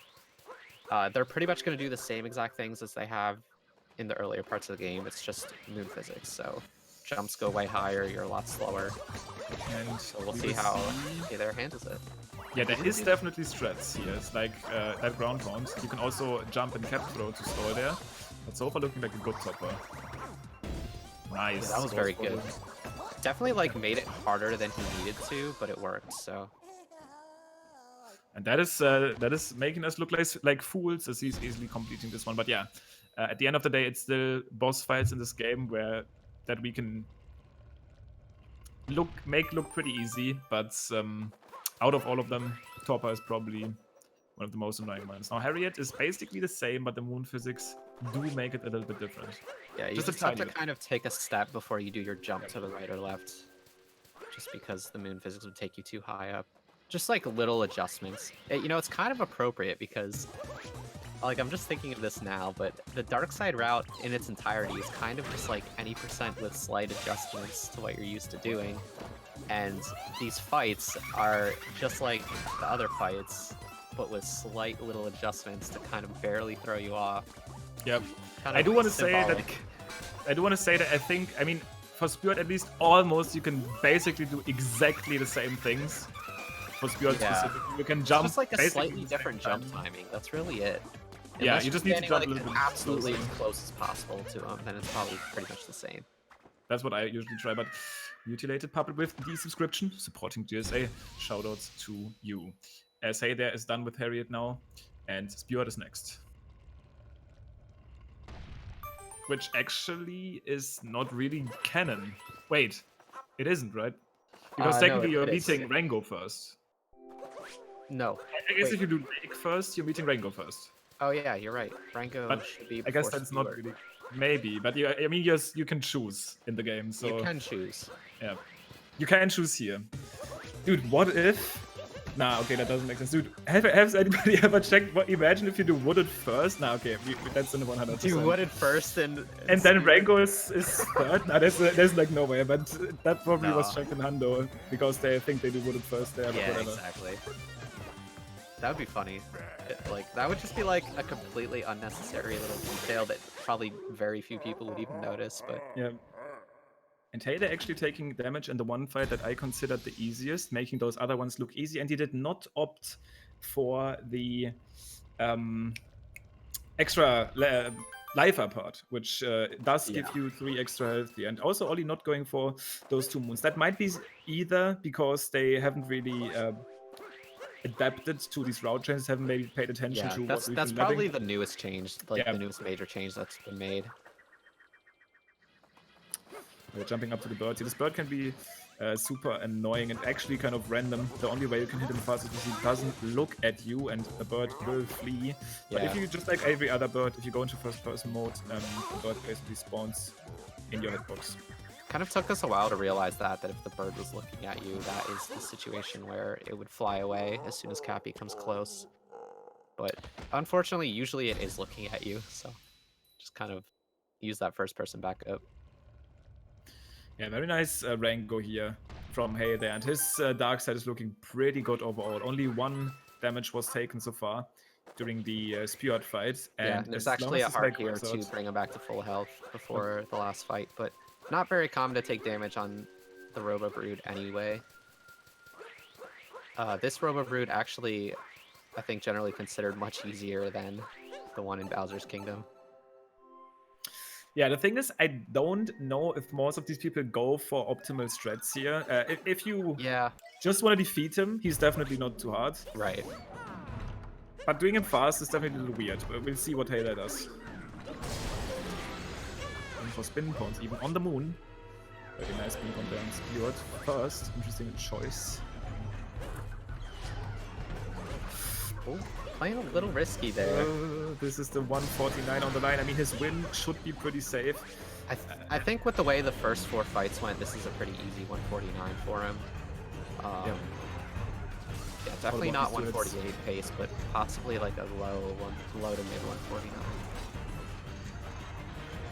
Which is definitely a respectable time. Now, at the same time, I think as long as this lost goes well. Oh my god, he made it back to the mech. I think he was trying to hit a bubble there, avoiding that bomb. That could have maybe been very dangerous. Hopefully getting that bomb in time will do so. So his 149 is still safe. So he gets this last hit. The tricky thing is when you're running off the side, it kind of carries you really far because of the moon physics. It's hard to ground pound in time when you run off. It's like what I like to do, what some people do, is they crouch walk off of the top of the Robo Brood, and that allows you to ground pound earlier without moving as far forward. Makes the hits a little more consistent. And this is heating up because a 149 is definitely a respectable time that Hey There is getting right now. Even here, a 2x it looks like. And he showed off how you can be very safe in the Dangerous Kingdoms, picking up that extra checkpoint and lost, using very safe strats for Cap, and getting a very respectable time here. I mean, as far as I know, he just became the 9th person overall to get a 149 or better in this category. So, and I think a personal improvement of about 3 minutes there for him. 152 was the PB he had when when the seeding closed. I mean, he is just like many people just got into the category, but great stuff. Now, Ollie is still in loss too, so we still gotta see if he can do well himself. I think technically APB could even be possible for him still. We were mentioning, hearing at least, that there might be a chance to get one. Yeah, it kind of all depends on how this Lost goes. And he's taken a little more safe. Definitely understandable. These shards in particular, you were over the poison pit almost the entire time. Very small platforms to land on. Made it past that part though. And like this whole rabbit section, not as likely to die, but I think overall just about as likely to lose time. And let's see if he is opting to grab the Wiggler instead. Once again, I personally think getting the notes without the Wiggler is easier. It's just about that bunny. Like, I think the notes are really awkward to get with the Wiggler. And he is I think it's just the bunny, but he's doing the Wiggler. That makes the bunny really easy too. So yeah, this is the definitely intended way to go about it. And the Wiggler this is the problem with the Wiggler, in my opinion. Exactly. Yeah, no, it does have some quirks to it. It's definitely not... Because, like, the Wiggler, the front of the Wiggler has to be over solid ground in order to kind of stretch forward. That is definitely the biggest problem with it. Yeah, but now the big advantage here, all you need to do to get the bunny here with the Wiggler is just okay, basically he just sniped it there, but basically even if you miss it, you can just stretch yourself out through the entirety of the propeller and the bunny is basically forced to run into you.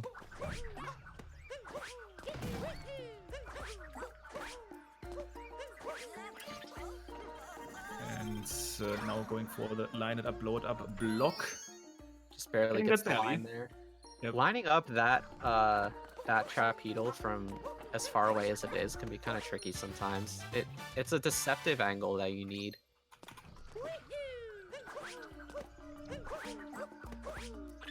Now making his way to the timer challenge and the shining fruit moon. And I okay, still diving on that timer challenge platform. I kind of lost track on Oliver's moon count. I mean, he didn't do lake clip moons, and I don't think he did. He should have. If he got everything he needs, he'll have 235. He just barely misses the timer challenge there. Let's see what he decides to do as a backup. He's gonna. Looks like he's gonna jump back up there. I don't know if doing this. This is probably about the same as trying to warp to get back up. Maybe a little faster. I would even argue that doing the timer challenge again is not a good backup at all. There's a binocular moon where you like see a flying taxi in the sky over by the Odyssey. That might even be faster if you miss the timer challenge. Yeah, maybe even TNT if you know how to do it there with the binoculars, but I don't know. Yeah. That's okay. Oliver is so he has 234. Yeah, he's one short. I don't know if he knows he's one short. He could get the Tiles Moon in Mushroom Kingdom. That would be probably the fastest backup. Outside of that, there's not really much in Mushroom as far as backup moons go. Yeah, not really. It is important to realize that that is the current situation, because otherwise you will be globing in with 249, and then you have to globe in again for a single moon.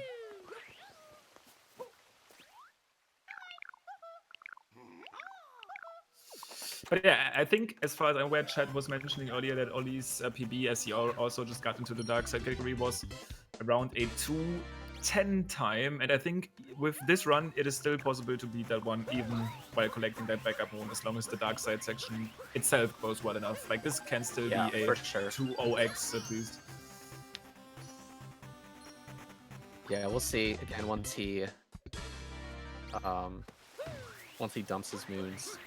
We'll be able to tell, like Lem said earlier, about a 6.5 minute is what a good dark side would be. So if he's, you know, like 8 minutes off, then he definitely has a really good chance to PB. Right, now it's going to be interesting. Is he going to go for Tiles movement here? This is like an awkward move to get if you don't know where they are, but he is already starting on with them. It looks like he has at least an idea. Yeah, seems like he knows generally. Oh, maybe not. Next one is close to the hint. Maybe art something after where this. he knew it at one point and is trying to frantically remember. Yep. It's close to the hint art. These are actually pretty hard to spot if you don't know where they are. It's actually pretty well hidden sometimes. Yeah, it's very subtle. Like the tile that's raised up that you need to ground pound is very subtle. Close to the hint art. Ah, yeah, there we go. Especially the white ones, I find. When it's a white one that's raised up, those are the much harder ones to see. For sure. And this one is one. He does spot it here. He was almost right on top of it, and it looked like he was gonna walk away from it. Now one on the staircase, and then the last next to the throne. And there we go. That's his moon, or his star. And now after talking to that and getting that light from the ceiling, which he actually already got now through tiles, he is gonna have 250. Yeah, so he'll wind up with 16 total here. And that is a moon, by the way. Don't, the game says it's a moon. It's a moon. It is. It's just a star-shaped moon. Is that kind of like a star fruit? Maybe. Oh, yeah. Hey there is about to wrong walk back to Metro. Oh, yeah. Yeah, this is the room I was talking about. There's like, if you climb up one of the walls with Yoshi, you just hit a load zone, and it takes you to Metro Kingdom. And it's kind of funny because the load zone is ridiculously long because the game obviously doesn't... It has to load the entire kingdom. Yeah, exactly. It has to load the entire kingdom, yeah. And it's not masked by any, like, the normal cutscenes. Yeah, like you said earlier, it's basically, it looks like a painting load, maybe even longer, because the painting load at least has this extra, like, painting cutscene where that you skip. But here it's just a straight up normal room loading zone, and you just, spawn at the taxi.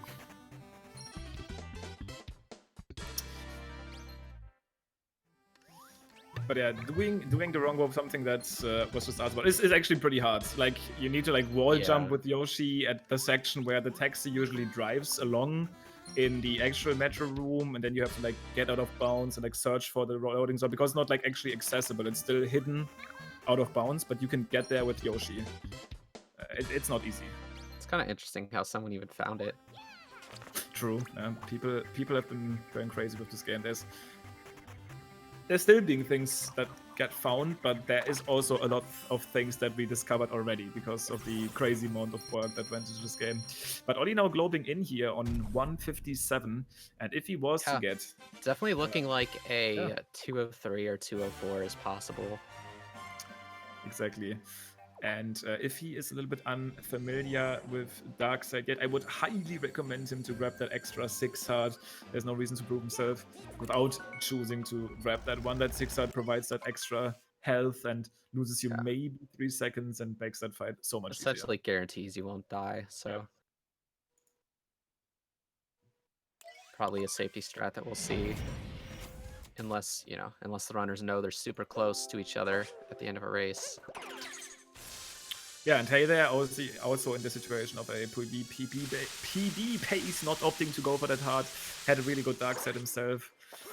And yeah, didn't actually need it there at the end. Didn't even collect the safety heart for the mech. Really good dark set for him. Oliver grabbing it right here just gives you 3 extra health. Only it takes a few seconds to grab. And that's something that many people, when I run this game, or when I watch people run this game, I watch many people get, like, infuriated about this heart because they didn't know it existed. And they, like, struggled with the boss rush casually, and then they're like, what? There's a 6 heart right there. I went to, like, a different kingdom to buy it, basically. So this is why Topper is bad. Oh yeah. Nice. We found him. Spotted. Don't get acquired. Literally is actually gonna nail the ground pound on this one. Nicely done. Yeah, that's the harder phase, so that's nice that he got that one. Taking 1 heart of damage here. Is gonna be avoiding another one. See, being at 5 out of 6 is considerably less scary than being at 2 out of 3. Absolutely. There's still 3 fights to go before you gain access to another heart. And yeah, you can take damage everywhere. The thing is with Harriet, though, you already said she's like similar, but the thing with Harriet is it's also very hard to take damage. That's actually a huge deal. Like if you go for the jump strat, it's really hard to actually take damage. For Rango, for example, even though he can be outsmarted, like there's a strat that works very well on him. Yeah, all the other fights, if you mess up, there's like a pretty good chance that you'll Yeah. take a hit of damage. But Harriet, yeah, it's pretty safe. Diving back here and actually playing it super safe. Waiting for the bombs to be knocked to the floor and then hitting it back that way.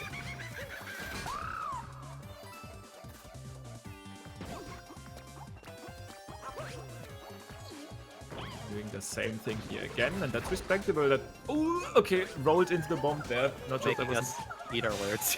Immediately. It's impossible to take damage at it. Nah, that's absolutely fine. Still 4 health. That's the big deal here. There's 2 more fights after this one. Okay. So this one, like, just imagine being on 1 health here. That would have been like extremely scary, right? Yeah. Long jump here works pretty nicely. Not too high. Hits Harriet quite perfectly. And looks like Heyday at the same time is trying to do the wrong warp setup, because I'm pretty sure it is in around this area. I think it's like around the corner from where he is. Yeah, but he's doing the jumps correctly. He just needs to get out of bounds and then around the corner. Maybe he's gonna be able to get it. That would be cool. That's the new PB star of Dark Side. You just got a wrong warp. Exactly. Wrong warp to Metro. People get mad about the fact that it's not a wrong warp, which it isn't. Like the wrong warp. It's not technically a wrong warp, but you know, it's a right warp, but that's not supposed to be there. Basically, it's a right warp that's not supposed to be there. Like the loading zone gets you to the right place, the developers just didn't remove it.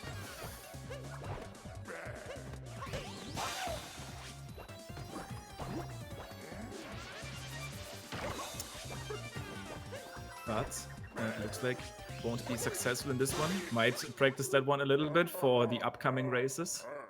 I do know that it's supposed to be pretty tricky. Someone will show it off throughout the tournament, I'm sure. For sure.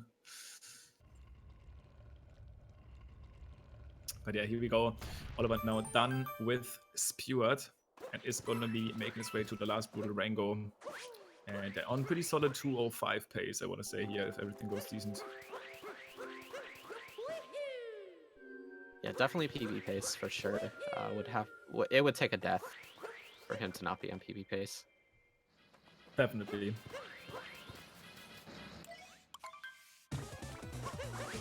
Still sitting on 4 health, so relatively safe. And looks like he does know the strat here. Maybe not. That would have been a death. That would have been a death without the life apart. Very fair point, but it's going to be able to at least get through here nicely. Now he can't even pick up the. I mean, he can pick up the heart, but it's only going to be 5 coins. Yeah, once you revert back down to that 3 health, you can't go back up to 4, 5, or 6 without grabbing another actual life apart. Just the recovery hearts won't do the trick, but that's fine. 3 health for Robo Brood should be more than enough. Yeah. Those many small intricacies about the game are actually super interesting, because sometimes in a very like borderline moment it might be better to lose your last health of a life apart to avoid getting a damage refill. Like these kind of scenarios in this game do happen sometimes, where it's better to lose the health so you avoid the damage refill.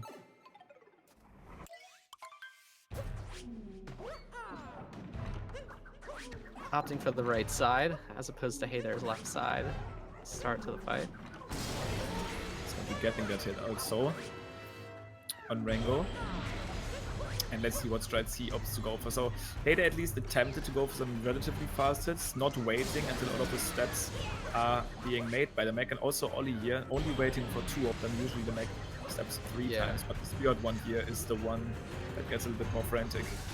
Used a nice strat of hanging off the ledge and then dropping down to get the ground pound. A little more consistent than just trying to straight run off. And it's going to be playing it safe and respectable. After all, this should be a decent run for him. Probably going to be waiting for all of the 5 steps to be stepped by the Maggie. This is the 5th one.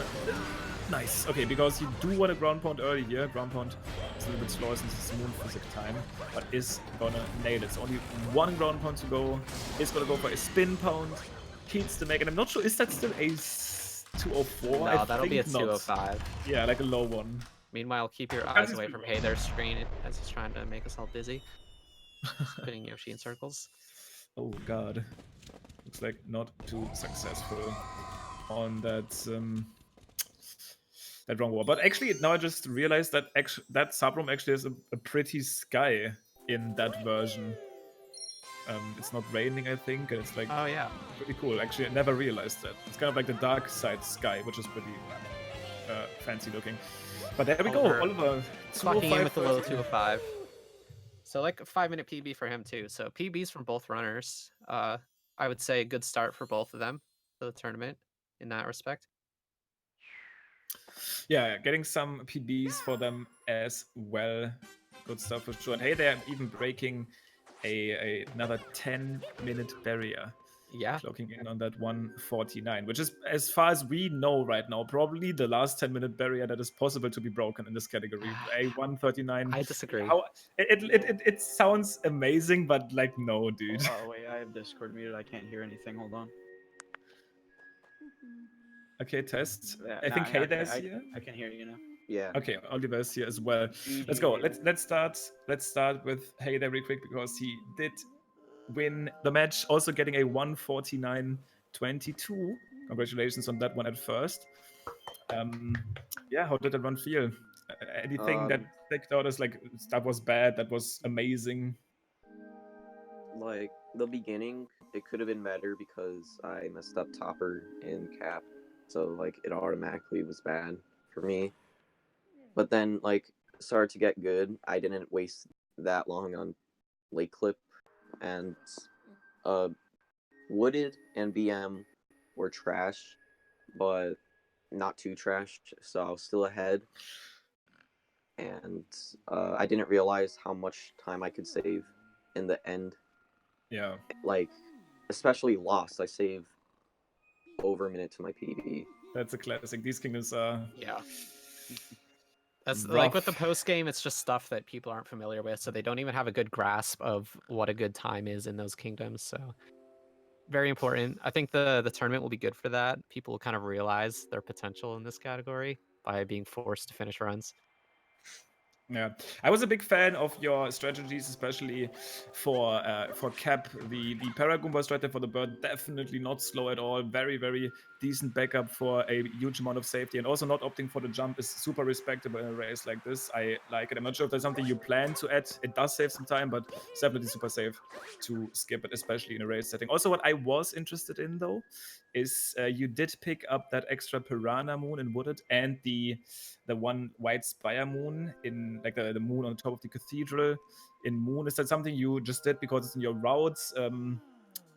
We did theorize some changes there for the route for the future. Is there anything you plan to change? That was part of my route because yeah, I used to do like Seaside where you get the 3 extra moons, but I get the other moons like the Piranha. So you get them instead. Yeah, that makes sense. There's been some other changes, Bowser moons, but you can probably look at, but it shouldn't be a big difference. And that White Spire moon, as Kerbis mentioned, is, while not being optimally super fast, pretty nice for a race, because getting that other moon in the cathedral can be a little bit weird. So not a bad choice at all. But yeah, Ollie, also let me get to you. I think this should be a PB for you technically as well. Me? Yeah. Yeah, it was by 5 minutes. Dude, you did some amazing plays this run. I think I saw you clip like 6 times, but like my favorites easily were, first of all, the save in portable room and luncheon. I don't even know how that worked. I don't know how that worked either. And second of all, what happened in Meg, dude? Like, you did like your backup, and then the Pokio spawned below you, and you like bounced on the Pokio and got like extra. That was absolutely That crazy. was unintentional. It just kind of happened. I don't know. Yeah, but other than that, how did the run feel? What are your plans for Dark Side? Is sub 2 happening soon, TM? Well, the run was good in some places and terrible in others. For instance, Cap 2 with that jump that took like 40 minutes, and also I missed Goombet jump in mushroom like 3 times. That jumps rough. Yeah, my goal is sub 2 before I face curbs. Oh, you can get that. Like, especially if you fix these things, and once again, I think it would be a good idea to look at this specific race, because if you want to go for race strats, the strats that Hey There did in Cap instead are absolutely viable racing strats. Probably lose combined 8 seconds, like not Yeah, getting the maybe less. So pretty solid stuff there, and basically guaranteed. But yeah, you're absolutely capable of it. A little bit more practice there. Oh yeah, we also got the cascade hint art.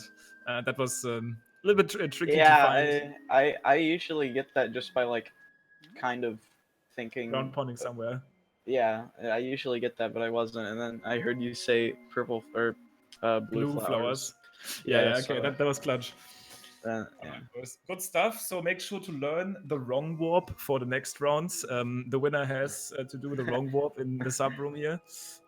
Curbs, the third person, your group currently the world record holder, definitely not the easiest Yep. opponent to face. I want to say, but I mean, you both did well. 2 PBs starting off the tournament just right. And yeah, thank you for racing. Thanks for commentating. It was fun. Yeah. All right, and with that, we are done here on the dark side of things. Obviously, going to be having tons of more races here, and the competition is getting hotter and hotter. But that was a great start. So thank you guys for watching our first Dark Side Tournament Super Mario Odyssey match. SlimCube signing out here with Kerbis. Thank you for watching, and see you guys in the next one.